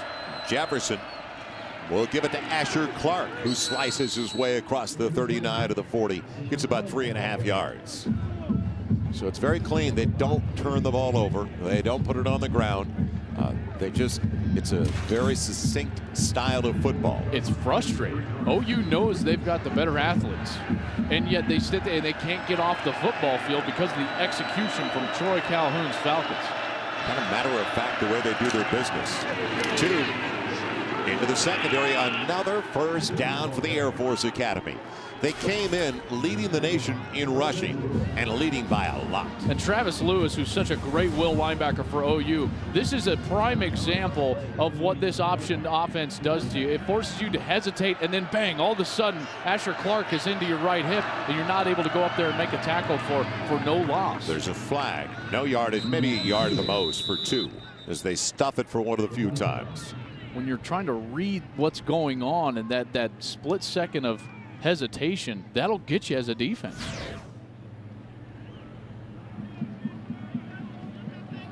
Will it be declined? He's presenting the options to Oklahoma's sideline. Illegal formation, too many men in the backfield. Offense, 5-yard penalty, replay, first down. Well, I was just talking about the efficiency over the first 2 games of the Air Force Academy. And it's not by a little that they lead the nation. Granted, it's only 2 games, but they ran for over 400 yards last week against BYU, and that's unheard of. That is unheard of, and it's not like Georgia Tech is not running the ball well. They're averaging 331 yards. Air Force is just that much better. Already today, 149 yards on the ground for Air Force. Against a very quick, powerful Oklahoma defense. Spinning his way, kicking out of the tackle is Asher Clark. Big yardage. He got 10, almost 11. DeMontre Hurst lassoed him. Young man from Lancaster, Texas. Otherwise, he's down the seam. Ward right in the middle. Redshirt freshman sheds a block. Just not quite in position to get Asher Clark, who is a very strong runner. It's 2nd and 4. They'll give it to Halderman. He breaks an arm tackle and has a first down inside the 40 to the 39. Just try to figure them out because Halderman's coming one way. The motion of the entire other side, the offensive line of the other back, is coming the other way. What I loved it is on the previous play, it was the same type of movement except Clark got the handoff. So that time they just bring it on the end around and catch OU napping a little bit. First down. It's 2. Too few for Air Force. He gets a yard. Travis Lewis put him down.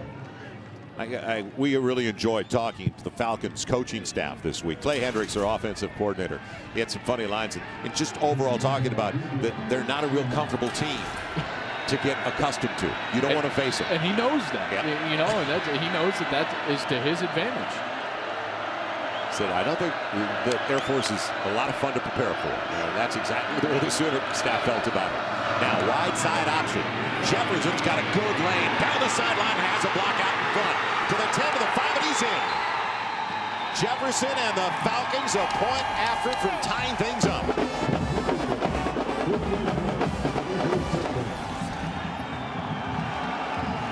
It looked like Cody Getz with a beautiful block downfield. Wearing you out, wearing you out. Air Force comes out with the option. Tony Jefferson too wide for his responsibility, and then Cody Getz hustling down the field. Bang. Jonathan Nelson goes to the ground, and it's an easy touchdown for Tim Jefferson. What a terrific play and execution from Air Force. To tie it up, Soderberg puts it through, and we are all even on a very impressive 80-yard drive at the Air Force Academy to start the second half. So the speed of their quarterback Jefferson, the junior from Atlanta, and it's all even in Norman. 4 minutes into the second half.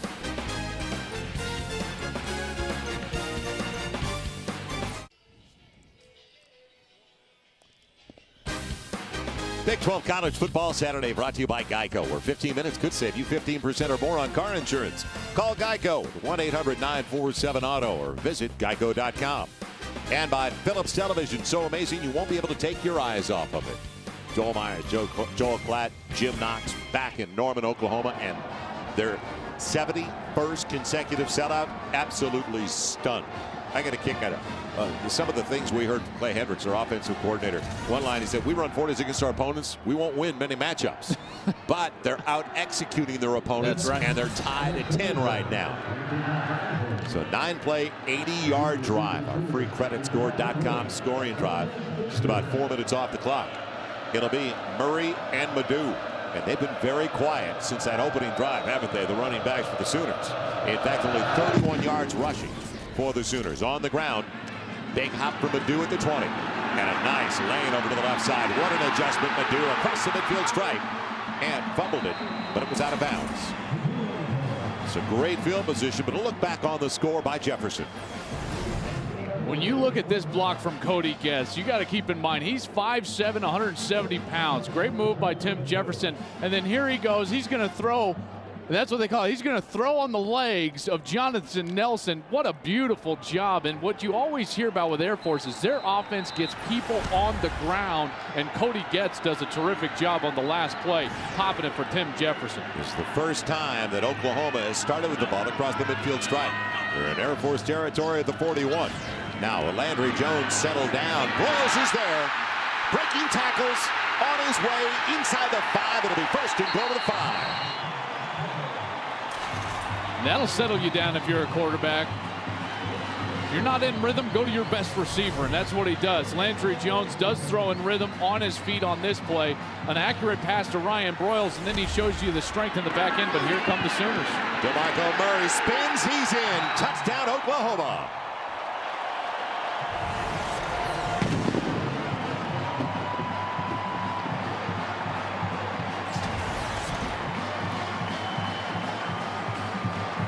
Boy, that took a long time, didn't it? What they couldn't do in the first half was answer Air Force. The way Air Force puts together their most impressive drive of the game, gets into the end zone for the first time, and it takes OU all of 2 plays to come back and put a score on the board. About 31 seconds. That's all. Jimmy Stevens in for the point after. And as he pushes it, it still is inside the upright. 17-10 Sooners. Murray with his second touchdown of the game. And the Sooners back on top of Air Force.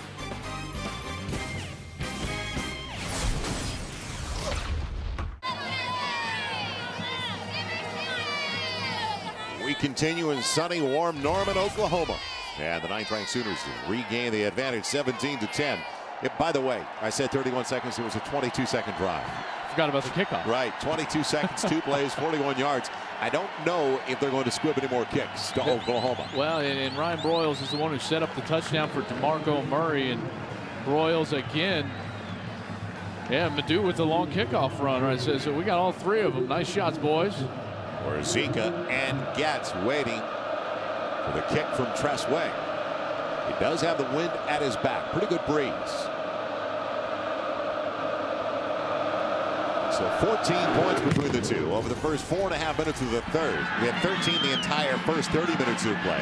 Warzika angling over to the right, and it does her work. They'll have it at the 22 when we come back for first a game break with Darren Horton. Darren. Joel, you've got a good one, and in Knoxville, Tennessee just went 71 yards in 3 plays. Matt Sims, 49 yards to Denarius Moore, and the Vols are tied at 10 with number 7 Florida.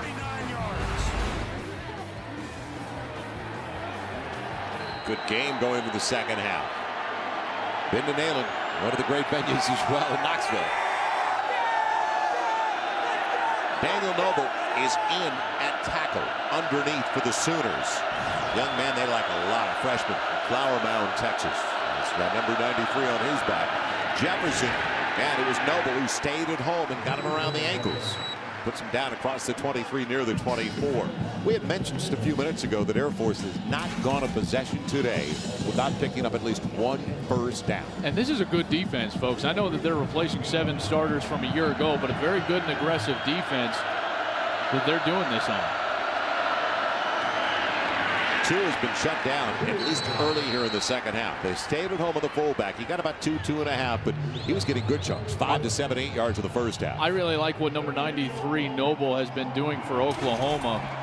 In there, he's a young guy. They like him a lot, but he's staying on his feet. And so many times you see guys on the ground. As soon as you see guys on the ground in the middle of the defense when Air Force is playing them, expect a big play. Noble's doing a terrific job staying upright. It's a young Sooner squad. They've already used 12 true freshmen. 3 have started. Haldeman, a little toss on the reverse, and they can't get him outside Hunter again. Mikael Hunter broke one like that for a touchdown. Jeremy Beal, DeMontre Hurst combining for the stop.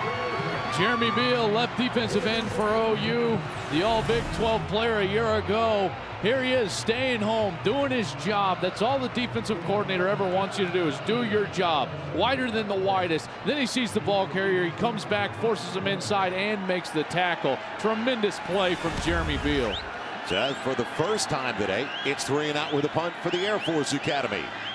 It'll be Ryan Broyles. He had a big one against Oklahoma State. You remember last year, an 87-yarder for a touchdown. End over ender. He won't go off the fair catch, and he spins away for the pursuit. Broyles across the 45 and another short field. First Purdue on the kick return, and now a nifty punt return by Broyles. Puts it all the way at the 45, the Sooners.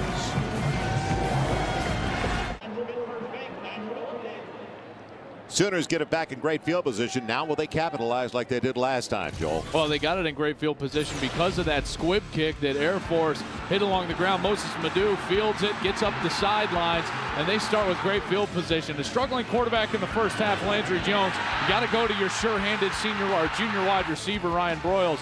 And then Murray with a good tough run right behind Stevenson in there at left guard. He gets it into the end zone, and OU feels a little bit better about themselves now in the second half, especially after this last 3 and out from Air Force. Their first 3 and out of the game, and now OU again with a short field, and I'm sure they're going to play with the up-tempo style that we've seen all day long. Let's see if they try to get Murray involved again like they did in the first drive of the game.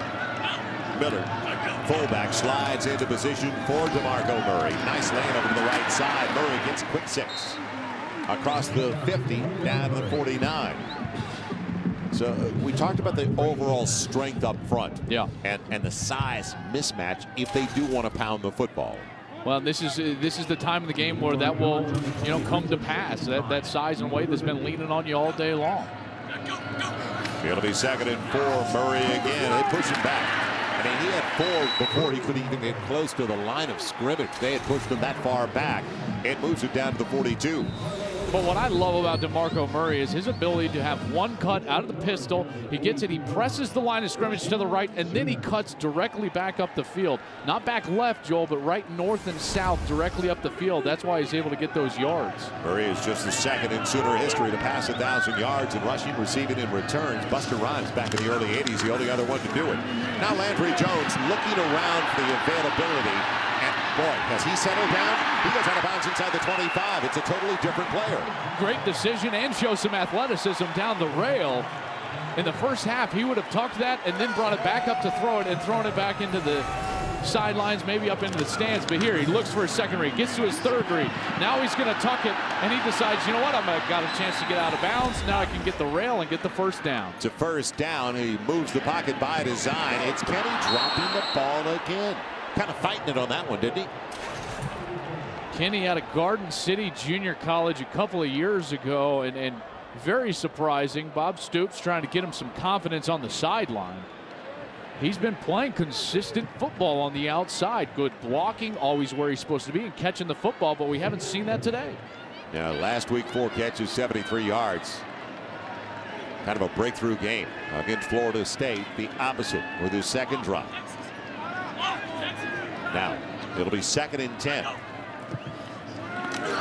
Here comes the heat on Jones. Got it away in time. And the heat was coming. The pressure from Anthony Wright Jr. Corner blitz. This is a product of a freshman being on the outside. That's Stills on the outside to the right, the wide receiver, number 4 for Oklahoma. He's a true freshman. He's got to call out a cat call, which is a corner blitz. They go in a true hurry up this time. Over the middle, batted away at the last second. Lindsey. It was right there for Ryan Broyles. Boy, Brian Lindsey saved a touchdown.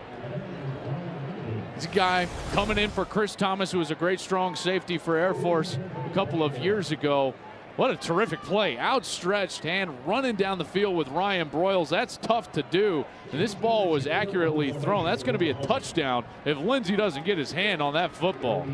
A great shot right there. Lindsey selling out to block that pass.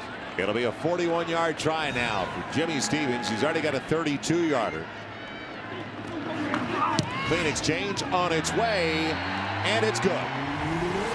So Jimmy Stevens doing a phenomenal job filling in for the injured Patrick O'Hara. That's the 21st field goal of his career. Don't forget, he was in there for him in 08.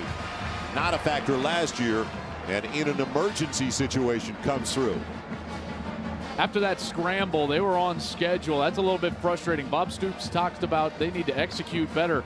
Well, Kenny Stills has got to execute better. He didn't call out that corner blitz, Joel. That's why they had to settle for a field goal. Well, and that corner blitz was by Anthony Wright Jr. And as we look back on the bowl game for Air Force last year, Wright was in the middle of things at Amon Carter Stadium in Fort Worth, the home of TCU. It was Armed Forces Bowl. 3 interceptions, tying a school record. And Air Force on their way to a decisive victory over Houston because of the big plays of Anthony Wright Jr., winning by 27 points. You remember that was a top 25 Houston team that just beat a top 25 BYU team, and Anthony Wright Jr. is a large reason why they're in this football game. Very good corner. Lott Trophy, Nagurski Award watch list, all the second team All Mountain West Conference a year ago, along with Reggie Rimbert on the other side, who was a first team All Mountain West player. They've got 2 corners out there that could play in any program in the Mountain West, and that includes TCU and Utah. Way with a good one. Warzika backpedaling with no momentum. Wise decision to stay back there, as Air Force will have it at their own 20. We head to Southern California. Darren Horton with a game break. Darren. That's 49 with still 8+ to play in the third. Well, Husky Stadium's going to clear out in a hurry. And Nebraska, Bo Pelini said he's got a good defense coming into this year, and they're proving him to be correct. Air Force has it. The 3rd time of the second half. It's 2. The fullback slides up the middle for over 5, almost 6 yards. Tripped up by Frank Alexander, the end on the far side. So all of a sudden, now playing catch-up, which is tough for a team like Air Force. It's 10. It's just not one score anymore. How about the kid who just came into the game that we were talking about earlier? Big number 93, Daniel Noble. He's on his back in a hurry. And now it's going to be 3rd and short, as we remind you. The 1st and 10 line is brought to you by Phillips Television. How critical is this 3rd down for Air Force with the momentum belonging to Oklahoma? Have to execute on this 3rd down. These chains have got to move with the way OU's offense is playing right now. 4 of 11 on their 3rd down tries. Halderman goes in motion, gets the kick out block. He's got the 1st down. He took a shot from Jonathan Nelson, the safety, but went low, accepted the blow, and moves the chains. Tough kids playing for Air Force. Kyle Halderman does not shy away from the 188-pound junior Jonathan Nelson. Let's listen in. Pads crunching there, and he knew how important that 1st down was, and that's why he lowered that shoulder. Interesting formation. They send Asher Clark in motion. Available is Warznika on his way. Nothing on his back. Nelson pulls him down at the 35. Big play, and what a lead by Jefferson, the quarterback. Great throw by Jefferson.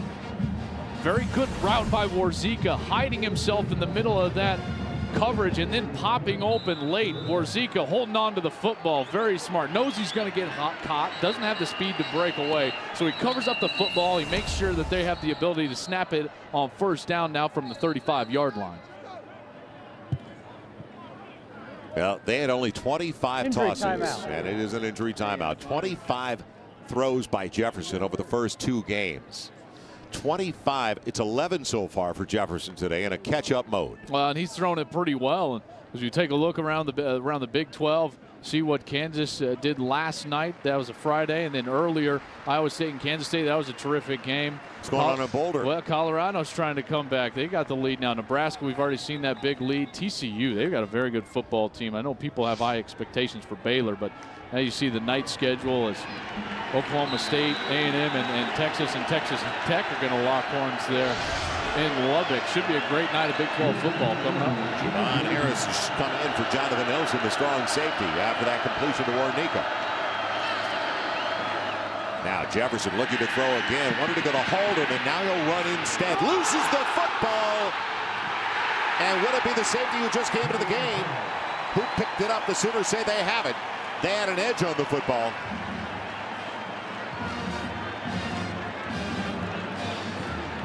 And in the wrestling match,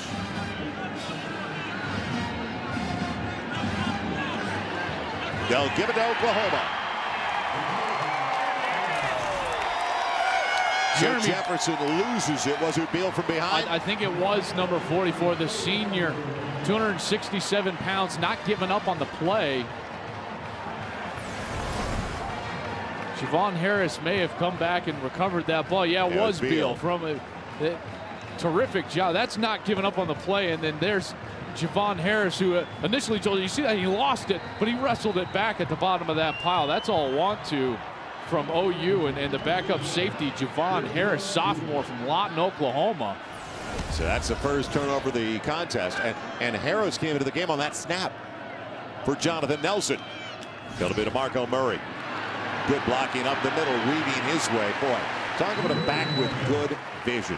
Well, vision and patience, pressing the line of scrimmage. That's what our running backs coaches always said, is you got to, in the zone scheme, you got to press this line of scrimmage all the way to the right so that when you cut back, and you cut back straight up the field, which DeMarco Murray does, there's a hole for you. No hole that time. No gain. It'll be second and close to 10 as they shut down DeMarco Murray. He's featured early. They got away from it. And so far in the game, 80 yards on 16 carries, 2 touchdowns for Murray. So averaging better than 100 yards per contest over the first 2. And now up against the 3-4 defense of the Falcons. Middle's available, Broyles. He's got it. Boy, stop on a dime. Those are good breaks. He's got it to the 45, and I believe he's got enough for the first down. This is a Sunday wide receiver right here. Probably in the slot when he gets to the next level. But this guy has special ability on the outside, running against man. He sees the green grass underneath the back end of the coverage, and here OU goes again. They're going true hurry, going low and driving. Murray for 3, almost 4, close to the 49. So the clock moves close to the 4-minute mark. Just about 11 minutes gone in the third. Oklahoma by 10. And they've got the last 10 points of the ball game after it was tied at 10.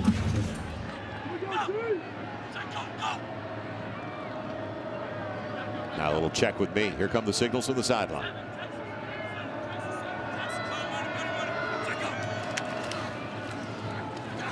Murray again. They tried to scrape it away. Did they get the grill? Oklahoma thinks it was a face mask. Looks like and it now looked a like real it. late flag for the field judge, and it was probably a face mask. Personal foul, face mask, defense, 15-yard penalty from end to run, automatic first down.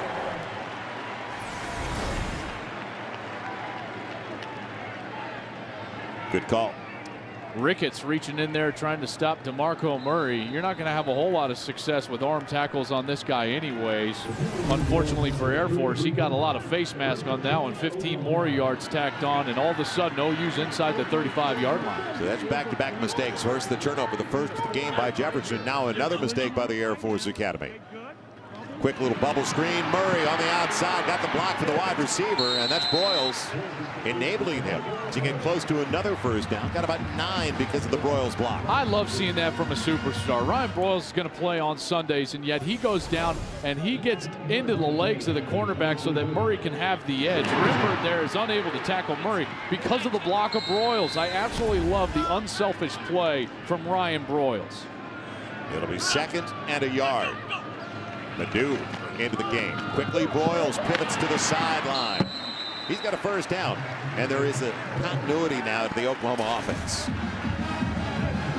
Knocked out by Austin Nicholas, a sophomore from Fullerton, California. You got to keep them out of rhythm because when they find it, they are dangerous. And that's exactly what Matt Waller said, the defensive coordinator of Air Force, told us all week long. It'll be first down for the 19. Making a miss. Nice run, Moses Madu. Boy, both their running backs, and you talked about it, they don't run themselves out of plays. A lot of that has to do with the patience and pressing the line of scrimmage. You don't just run yourself into the defense. Find the hole, and then once it's there, explode north and south and get into it. It'll be 2nd and 4. Madu staying in there and making the most with a flag down on the play where you normally see a hold. It's thrown at the feet of the offensive lineman, Jarvis Jones, big 76. Offense, number 76. 10-yard penalty, replay, 2nd down. How about the effort of Madu, though? He looked like he was down. Well, an incredible run. We were told all week that this guy has been as impressive as the sensational DeMarco Murray. There's the hold right there, right behind the defensive player for Air Force. That's Brian Lindsay. But then the spins and constantly keeping your feet. We talk about it as a defense, equally as important as a running back to keep your feet. 2nd and 14 now for the Sooners. Back at the 23 of the Falcons. Blitz coming. And going to Dewan Miller inside the 20, down to the 17. Experience over there for a guy that started 8 games last season and had a 12-yard average. This guy has potential to be a very good wide receiver. 6'4", 220, has the frame, has the athletic ability. He's just trying to find that consistency, both in his route running and catching ability, to find the field consistently for OU. Well, and now there's depth, though. OU, talk about Kenny Stills and some of the other freshmen. So while Dewan Miller had 36 grabs, tough getting on the field. There's good competition with the wide receiver spot. Miller was the motion man. Screen the other way to DeMarco Murray. To the 10, to the 5, he's in. Touchdown, Oklahoma.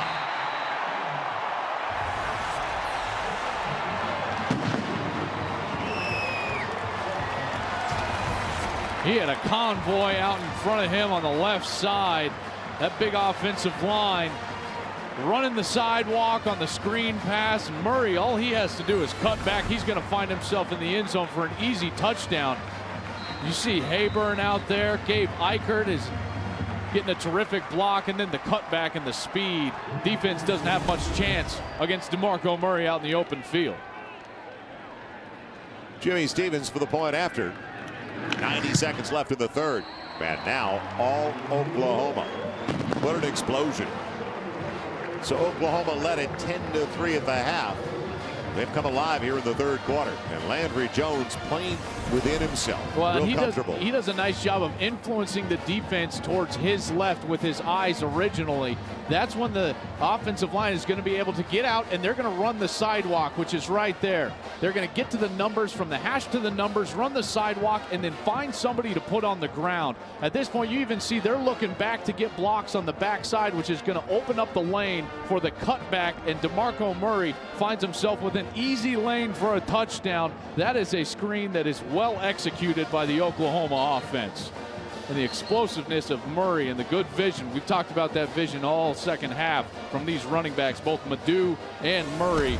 And that's a prime example on the touchdown pass from Landry Jones. So DeMarco Murray with 3 scores today, 2 on the ground, a 3rd through the air on that screen.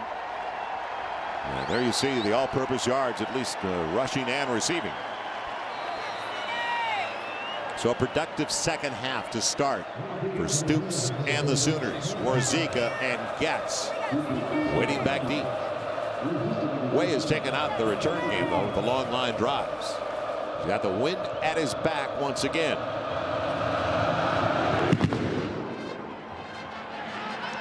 And out of the reach of Getz, into the end zone and out. Let's take a look now at our lot impact player of the week. And it's Mike Muhammad of the Cal Golden Bears, coming off a 52-7 win over Colorado last week at Strawberry Canyon. It's all presented by Acura. And against Colorado, he had his 7th career pick. So as we continue to look at the candidates for the Ronnie Lott Award, our lot impact player of the week presented by Acura. No surprise, Joel. Sorry that OU forced a turnover there. They've kind of lived on turnovers in the Bob Stoops era, and that leads to a score. Kind of opens this ball game up 27-10. Yeah, that's points. Even though it's a long drive of 76 yards, it's points off a takeaway. The fumble by Jefferson. Jared, too, still plugging his way, isn't he? He's got 7 on first down. Jim Knox, what's going on downstairs? All right, Joel, just about to hit the 4th quarter, and looking back at this offensive line, the Sooners, those guys look fresh as a daisy. They came off saying, hey, we're wearing them down. You guys called it right. You know, the undersized defensive line of Air Force really taking its toll going up against the beef here on the offensive line of the Sooners. Well, Knoxie, they look like a fresh group, at least here in the 3rd. Breaking tackles. There goes Asher Clark. Spinning through arm tackles and finally pulled down by the freshman Tony Jefferson. We talked about it. The focus, the fearless aspect of this team. Right. They're down 17. No big deal. Well, Asher Clark in high school was a powerlifting champion in the state of Georgia, and he's showing you the strength in his lower half on this run. Spinning and the balance and able to get the ball down the field now across the 50 for Air Force. You can't relax, can you? Air Force has it. 1st and 10 of the Sooners 46. Halderman, the motion man. Wide side. It'll be a pitch. Nothing doing that time. It's DeMontre Hurst putting down Clark, the sophomore from Lancaster, Texas. He played in every game last year as a true freshman, a track guy. We've seen his speed. Well, and normally you could just say, yeah, nice tackle by DeMontre Hurst, but it took everybody. Tom Mort was in there stopping the fullback. Tony Jefferson forced the pitch from Tim Jefferson, and then Hurst has his responsibility taken up, outside arm free, coming up, tackling the pitch man. Loss of 5, 2nd and 15, and that's going to be the final snap of the 3rd. Kind of sums it up for the Sooners, though. They have kept the Falcons off schedule for the most part since the first drive of the second half for the Air Force Academy. We'll come right back to Norman, Oklahoma. Final 15 minutes of regulation coming up. And a commanding lead now for the Sooners of 17 as you're watching Big 12 College Football Saturday, presented by Phillips Televisions.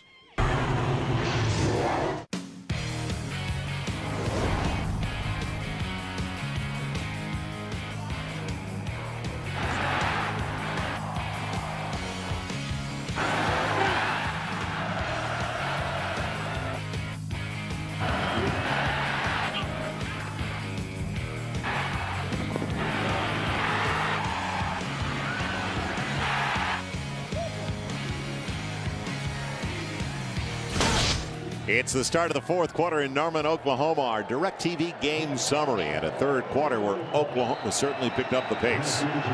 Marco Murray, featured guy along with Ryan Broyles. No shot there. And after it was tied at 10, it's 17 unanswered points for the Sooners over the last 11 minutes of the 3rd. And with this offense now, you can't go a possession without scoring if you're Air Force. Very important thus far. Asher Clark, the motion man, gets it on the toss. And the speed of the Oklahoma defense. Gang tackling on the outside and a loss. Fleming pushed him in there. The cornerback didn't give ground on that side. And Travis Lewis flying from his will linebacker spot all the way to the boundary. And that's the thing that kills you if you're Air Force, is the speed in pursuit of Oklahoma. And the Big 12 defensive newcomer of the year last year shows you, or excuse me, a couple of years ago, as a freshman, shows you just why he was that. Going to be 3rd and 15. Jefferson has shown a good arm, and he's got his man Warzika. First down inside the 35. Boy, he's got a rifle, and he's hit for a high percentage today. That's now 7 for 12 for Jefferson. Lewis on the outside. He's the one that's going to have to wall off Warzika. Gets too far outside. That allows that inside track to Warzika, and he's able to catch the ball from Jefferson, but that was a mistake from Travis Lewis. Misdirection. Warzika wanted to throw it, trying to make a miss, and the outside man, Jamel Fleming, did not bite on that fake.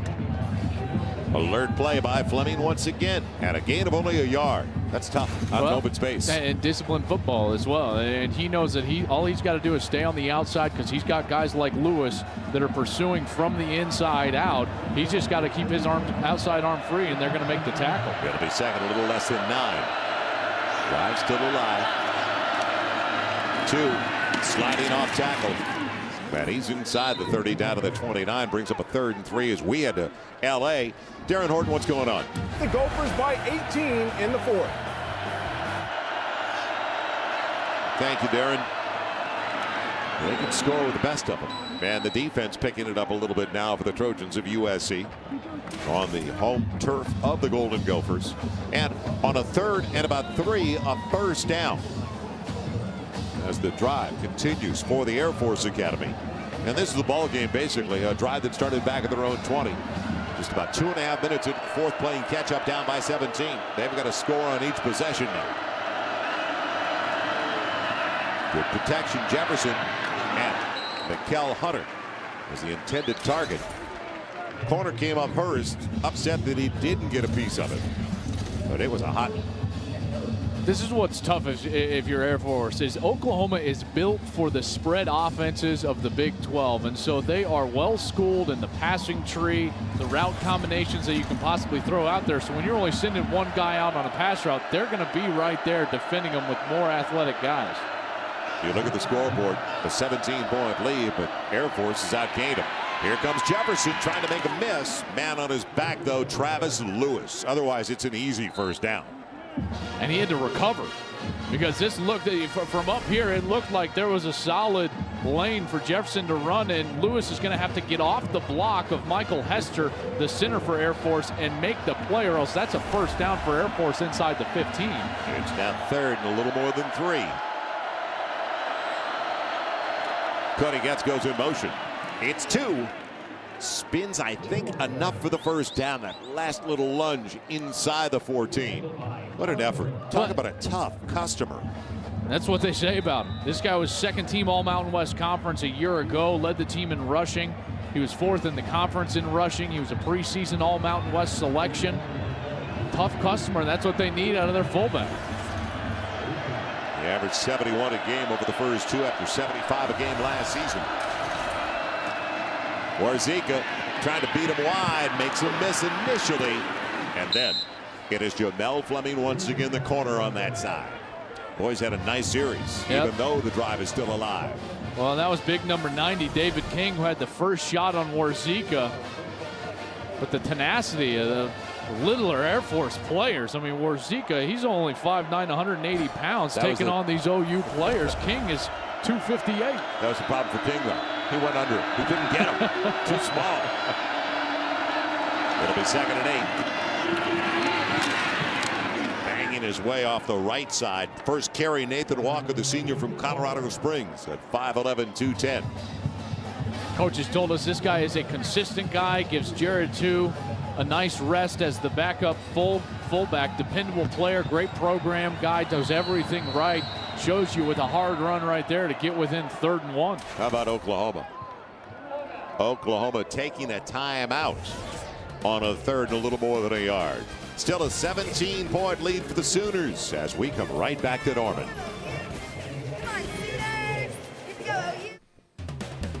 It's a 17-point lead for Oklahoma, but the Air Force Academy down outside of the 5 of the Sooners, necessitating that Sooner timeout for defense. Next week's UCF, Kansas State. Joel, you and I will be there. Then Oregon, Arizona State, and a good day again at Arrowhead in Kansas City for the Wildcats of Kansas State, 3-0 now. Daniel Thomas, you see his numbers. He's a big reason. He had 234 in their opener. He is a big reason they are 3-0 so far this season. And that is next week on College Football Saturday. And I love going to Manhattan because it's an hour away from my favorite city in Kansas, Salina. Salina. The home of Brent Venables, too. That's right. Gene Ansell. tie. Gene Ansell from Salina, Kansas. So I am headed back to Salina, fortunately. There's two. He's in. Touchdown, Air Force. We got a game. 10:43 to play. You figure they get 2 more possessions. They had to score on all 3. 1 done. That's what we said about the 50-yard line of that drive. We said Air Force cannot have any more possessions where they don't score points. What do? They drive down the football field. A great third down conversion to Warzika from Tim Jefferson. And then Jared, too, with the exclamation point at the end of the drive, pulling them within 11, now trying to make it 10. Soderberg does exactly that. And it is, they never, ever quit. Good to know they're a part and they're working for us. That's absolutely true. The Falcons from the Air Force Academy, 27-17, as we'll come right back to Norman.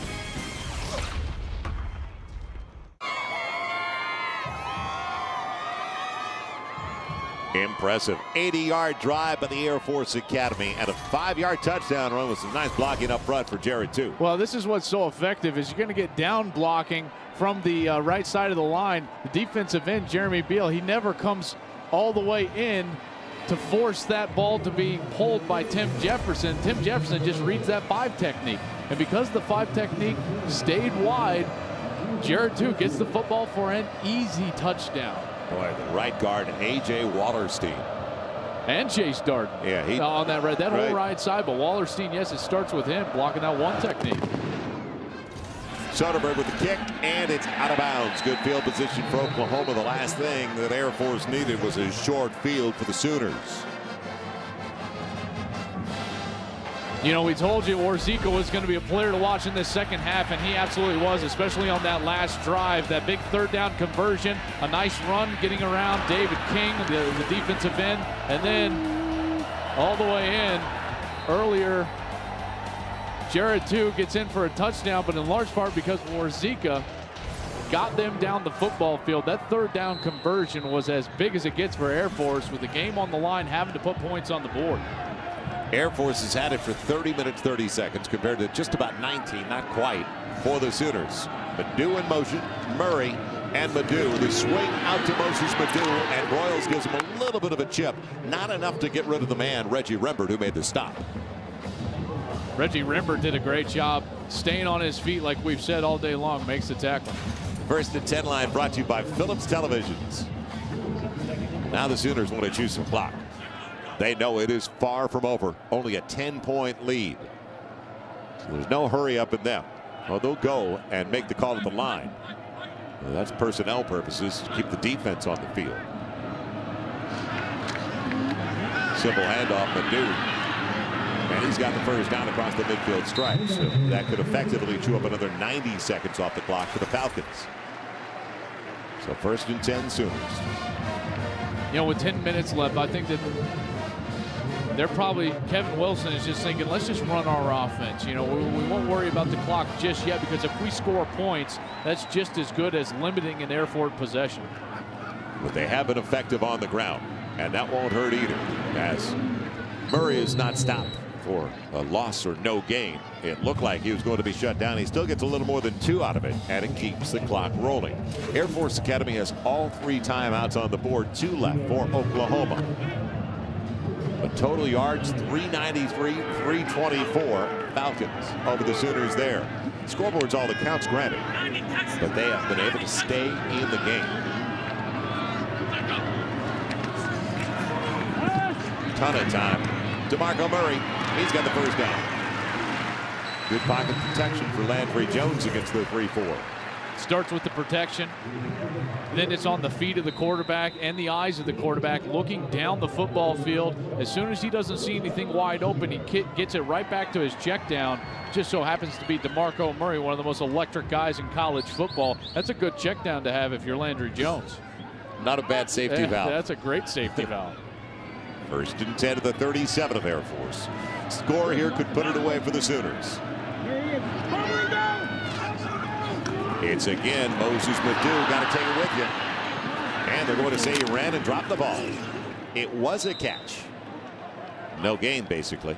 And he had some real estate if he doesn't drop it. Second time we've seen that from Madu. Takes his eyes off the football. And yeah, he did have some real estate, and that's why he took his eyes off this football. The misdirection, fake to Murray, out to Madu, and you can see his eyes already down the field. He never had. Probably should have been incomplete, but it's, you know, doesn't really matter. It's still 2nd and 10. A little more than 8 to play. Tight ends haven't been involved at all today, have they? Rattery had 1 catch. This is Broyles. Little kick block from Stills. Can't make a miss, though. And on the outside, John Davis. That prevented a first down run for Ryan Broyles after the catch. Very smart player, John Davis is. He added 15 pounds in this offseason, getting ready for this, his junior year out of Ohio. But a nice open field tackle on Ryan Broyles. That'll be 3rd and 8. Boy, what a play coming up for Air Force.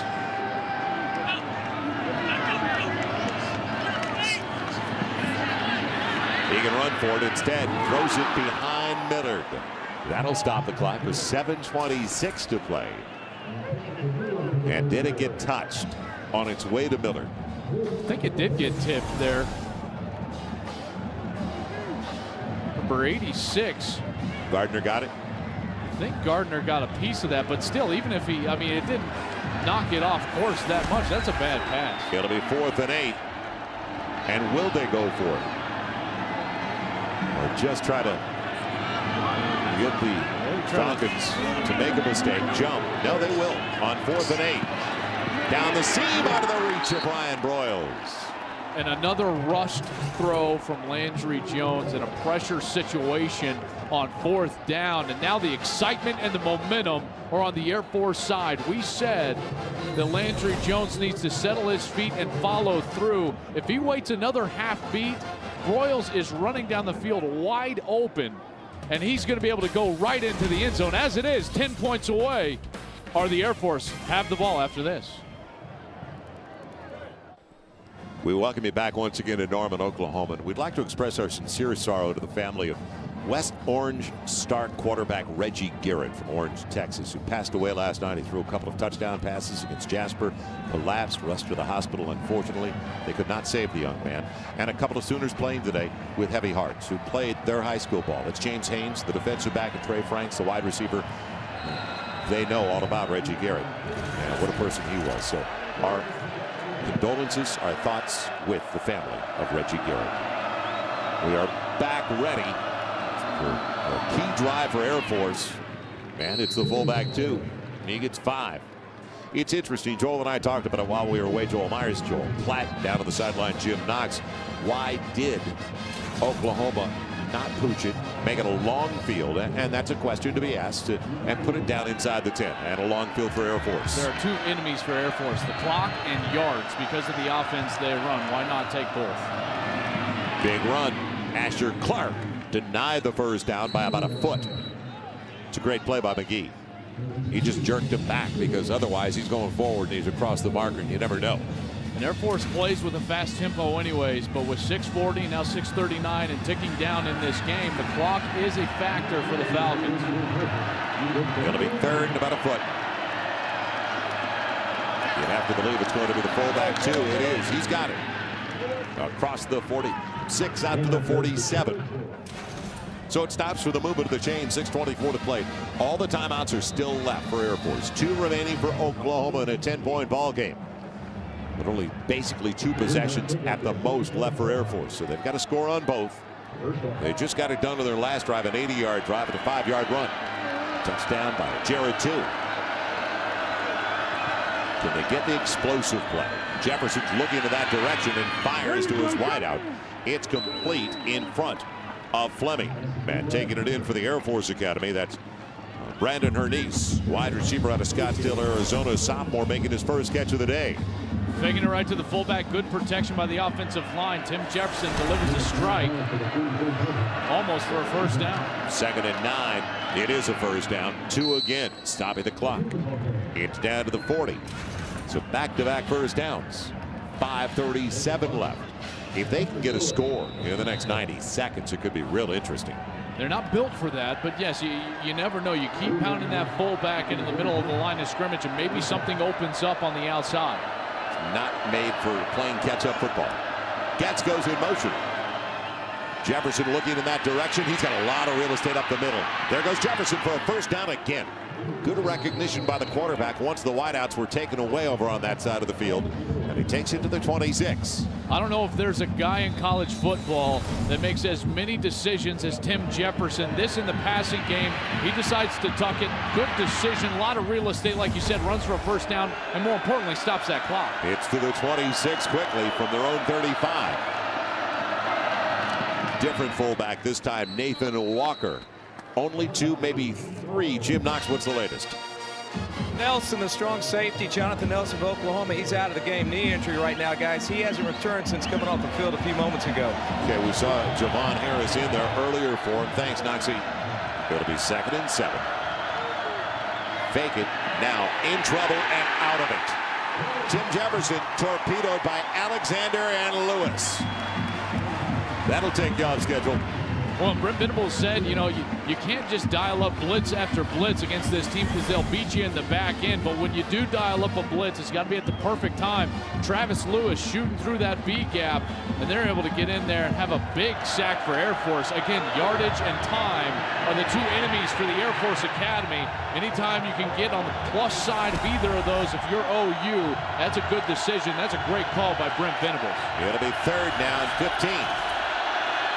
You see the numbers, third down conversions, but mostly 3rd and short goes Asher Clark. Got the first down to the 15-yard line on a little deception and delay. Unbelievable. 3rd and 15. The biggest game of Troy Calhoun's career at Air Force in the 4th quarter at OU, and he hands it off to Asher Clark. He's been battling that ankle all week. Don't see any effects on that first down run. Clock moving, 3:48 and counting. Get it out on the edge. Hold him into the 10 to the 5. Dives. Is he there? Touchdown Air Force. Do you believe it? 3:40 to play, and they drive 65 yards in about 3 minutes. They are stunned in Norman despite the fact the Sooners are still on top. This was a wide pitch. You see he pitches it all the way out, 2 yards outside the hash, blocking on the outside, getting the defenders down to the ground. Jamel Fleming hit the ground, and then Halderman extending the ball for the pylon. We saw him earlier in the game lower the shoulder on Jonathan Nelson, and Halderman again a tough run. 5'11", 175 pounds. Selling out for the pylon, gets into the end zone, and Air Force. Now, did he get in? This is definitely a reviewable play. It is under review right now. He absolutely got in. If the pylon is touched, you're in by the football. That's a touchdown all the way for Air Force, and they'll be attempting an extra point to get within 3. After further review, the ruling on the field is confirmed. Touchdown. 3:39 left. And now another question coming after the extra point. Onside? You don't need to. You have 3 timeouts left. Your defense has been hit or miss. You know, OU's either been 3 and out or they've gone down and scored a touchdown. So the way that he's gambled with 4th downs and 3rd downs handing the ball off, it wouldn't surprise me if Troy Calhoun. First Soderbergh has, he's got to make it a 3-point game. Got it. Yeah, if he doesn't get this, you'll onside it. He's got it. So now it's not a 4-point game. It's only a field goal you need. You don't necessarily have to gamble with an onside kick because there's a lot of time and 3 timeouts left. We'll discuss that when we come back. But right now the story, the #1 team in the nation in rushing doing it again and trailing the #9 team by 3, 27-24.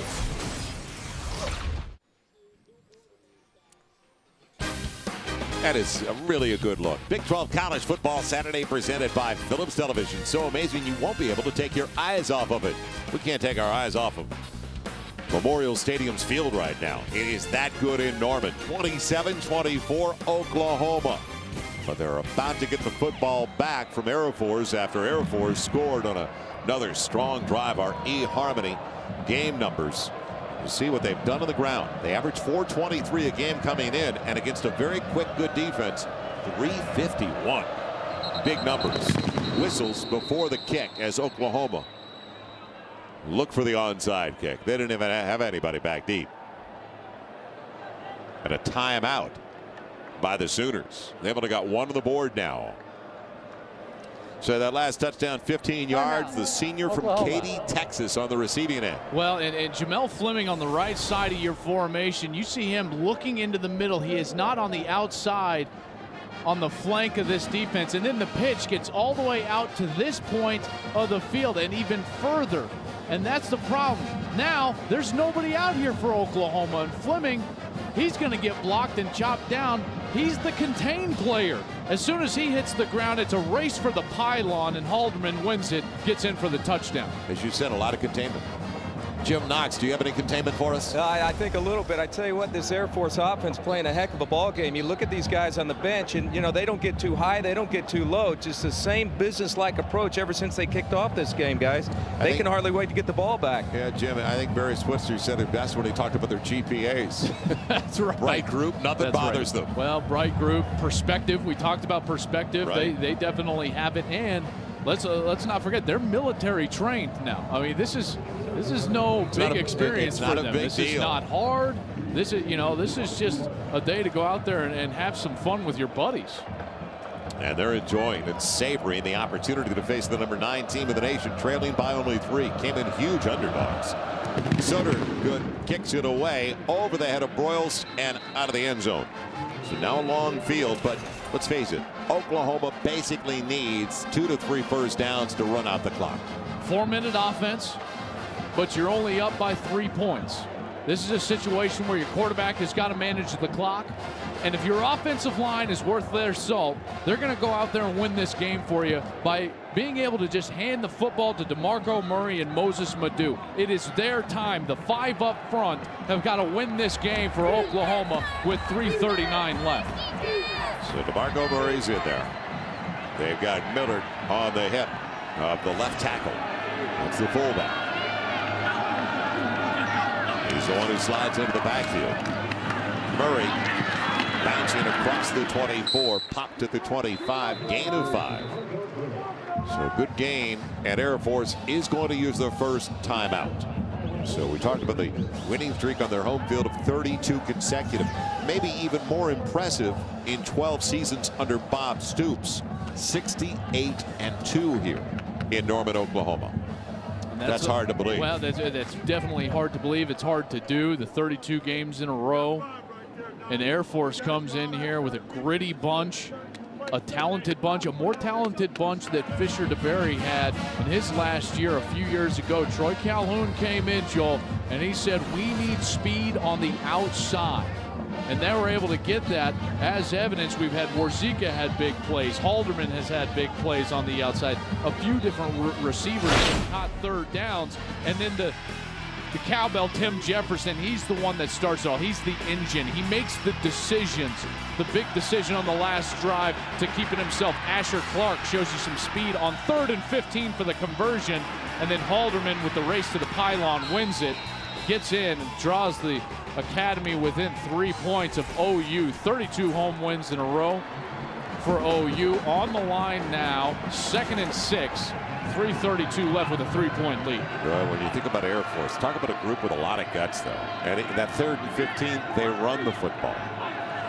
Most teams wouldn't consider it. Guts and integrity, and you can throw all of those on this team. On 2nd down, Murray slides his way to the marker, and I think he's got the first down. He does across the 30.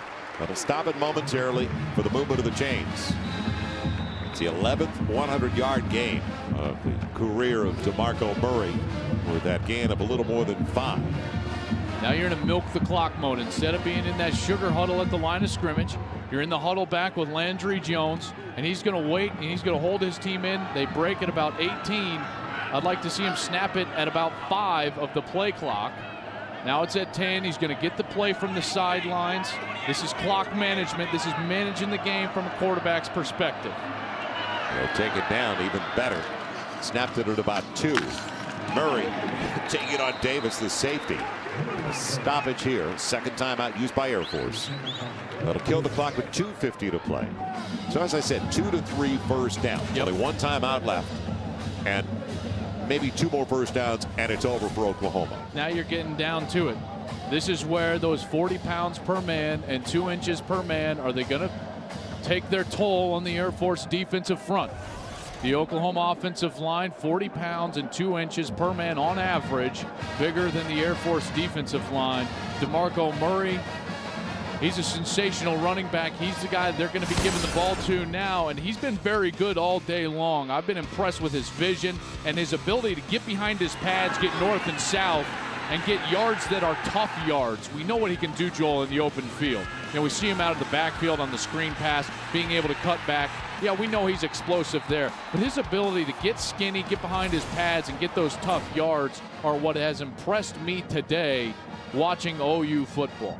Yeah, he had 3 touchdowns already today. That is 3rd best in total touchdowns in Oklahoma history. He's trailing only Billy Sims and Steve Owens. 2 pretty good names in Oklahoma Sooner football history. Now on 2nd and 6, it's outside of the 34. It's Murray. And dropped down by Hennessy after a gain of about 3 in the final timeout taken. So a first down here, and it's all over. But this is the key for Air Force, using their final timeout. Can they get the stop on 3rd down? And DeMarco Murray over the century mark. That was his 24th carry. 24 carries for now officially, with that one, taking 2 more yards up to 106. 3 big scores. Well, Oklahoma's been at home. Now they hit the road. They've got the Bearcats of Cincinnati next week. And then we all look forward to it. October 2nd, the Red River Battle. That'll be a lot of fun. Well, and both squads, trying to find themselves a little bit. I think we can say that about OU, even though they're more experienced maybe than a Texas squad.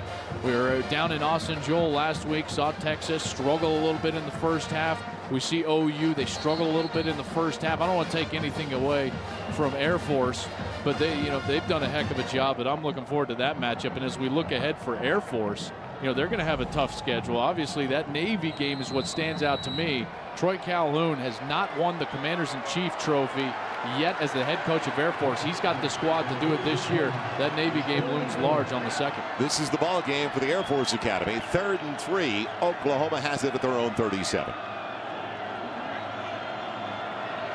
Sooners convert. They will prevail. Landry Jones slides Millard back into the backfield, the fullback. And will he throw for it? Yep, and he's got it. First down, Oklahoma. And that's Kenny Stills, the first-year freshman from Encinitas, California. And for the first time today, Landry Jones heeds the advice of his quarterback coach, and he stays patient in the pocket, allows the play to develop, and Stills to find the hole in the zone defense. He knows he's going to get hit. He got whacked on the play, but he stays in there and delivers a strike to Stills and moves the chain. And now with the clock running, you got to milk the clock. Looks like it's a win for OU. I like the way he kind of came back in this second half. He definitely, Joel, played better in the second half than he did in the first. He's just more settled. We talked about the way he kind of rushed things and the ball sailed on him. You talked about he was off balance. Murray slides for 4 or 5 more, but I think overall what you brought up, that word balance, was there in the second half. It wasn't really there in the first half. Well, he was never settled. We saw him hopping. Anytime you see a quarterback hopping in the pocket, they're not going to be balanced. If they're moving with their feet and their back foot is under themselves, that's what, if I ever teach a quarterback, Joel, their back foot has got to move under themselves, and that's what essentially moves you. Their back foot moves first, and he's been much better in the second half, and because of that, he's thrown more accurately. There's Josh Heupel, who's so loved here in Norman. It's real similar. You and I talked about it yesterday at practice, like Major Applewhite in Texas. Very similar. Here's Murray, just has to hang on to the football. That's all that they want right now is security. Minute 16 and counting. As the clock continues to roll, Air Force out of timeouts. Well, and even if Air Force gets this ball back, it's going to be inside of, well, about 30 seconds, about right in there. After this play, maybe even all the way down inside of that, way inside. Because of the punt. Yep. So Oklahoma actually can take it all the way down, still utilize their final timeout, stop the clock with a second, and I'm talking about a second left on the play clock. And it looks like that's what they're going to do. And then run 3rd down, keep the ball on the ground, and still have a full play clock to take it down. And that should That should do it on third down now with 34 seconds. All you got to do is run a play in the 40-second clock. You know, that'll run out the clock. So OU get ready to go on the road. But you brought up finding themselves. And both Oklahoma and Texas have played better than 12 first-year freshmen. So they're still trying to find out identities, personalities of the team. And Bob Stoops told us earlier this week, he said it's real early for this team. Well, it's early for this team. Plus, I think that this Air Force team doesn't give you a great standard if you're Oklahoma. You don't know that much of it. I mean, it's not a shock to me that this is a close game at 27-24 because of the style that Air Force plays. So OU, they've spent so much time getting ready for Air Force, and the tangible things that they can actually take from this game and apply them next week or down the road, almost zero. Tough. Almost zero. Because you never see this kind of so team. different. They're so different. So Bob Stoops is going to get his ball club ready, and DeMarco Murray will be leading his Sooners out to Cincinnati. But is his look, his lean, everything about his game look like Adrian Peterson? Well, Adrian was a little bit fiercer. Well, you know, but as a I mean, runner. he's bulked up. DeMarco's got the guns now. Yeah, he's a much stronger tailback, and hopefully he can stay healthy because that's the only thing that's held him back here. He's missing games. Take a knee, and it is official now. It is, well, personal foul. Didn't take that one. False start. Offense, number 75. 5-yard penalty, third down. Well, they still have to take a snap. My man Tyler Evans, he's got to go over to his center, Ben Hayburn, and say, why didn't you snap the ball? That was on one. Landry even took a knee. Ben Hayburn didn't snap the ball, so. He's from Stratford, Missouri. I wonder if that's close to Excelsior Springs, Missouri. And a knee has been taken, and it is official. It's all over in Norman, Oklahoma. A 3-0 record for the Oklahoma Sooners, but some anxious moments after they took a 27-10 lead, because there is absolutely, and it's good to know, that the Falcons from the Air Force Academy have no quit at all. Well, you see the coaches exchanging a handshake there at midfield, and Troy Calhoun has got himself a very good football team from the Air Force Academy. And Joel, on a personal note, my dad being a veteran of the Vietnam War and serving his country, I just want to thank all of you who have watched our program on the Armed Forces Network around the world, and we wish you all the safety, and you're in our thoughts and prayers every night. These kids from Air Force will be serving our country not only now but after they're done, and it's definitely a good scene to see everybody shaking hands down there. Yeah, we thank everybody on AFN today for protecting our freedom so we can enjoy this afternoon in Norman, Oklahoma. Downstairs, Jim Knox. All right, thank you, Joe. Coach, you said this is going to be a tough team to prepare for due to that option. You got to also be pleased, you know, your defense held tough there in the second half, but also the offense got going in the second half. Well, the offense really key to eat up time, and the few drives that they have were big, and defensively we weren't near as good in the second half as we were in the first. And they did a nice job executing. I knew they would. They do an excellent job, Coach Calhoun and his staff, and their players play hard, and they're really technique-wise, what they do is good. You got a lot of respect for this Air Force program. Before the game, you got on the Jumbotron and encouraged the Sooner fans to give them an ovation when they took the field. That's a lot of respect right there. Oh, absolutely. These young men are really special. When they had to do what they have to do beyond playing ball and going to school, is you have to appreciate their commitment, their sacrifices, and all of the servicemen across the country. So we're proud to play them. I knew it'd be tough. They're a tough bunch, and we're proud of them. All right, Coach. Congratulations on the win. Joe?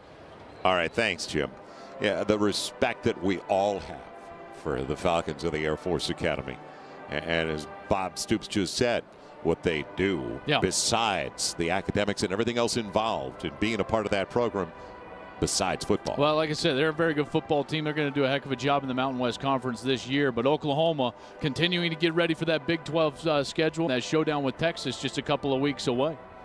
So we'll get ready for that showdown you're talking about. The Sooners, though, taking on Cincinnati up in Cincinnati. And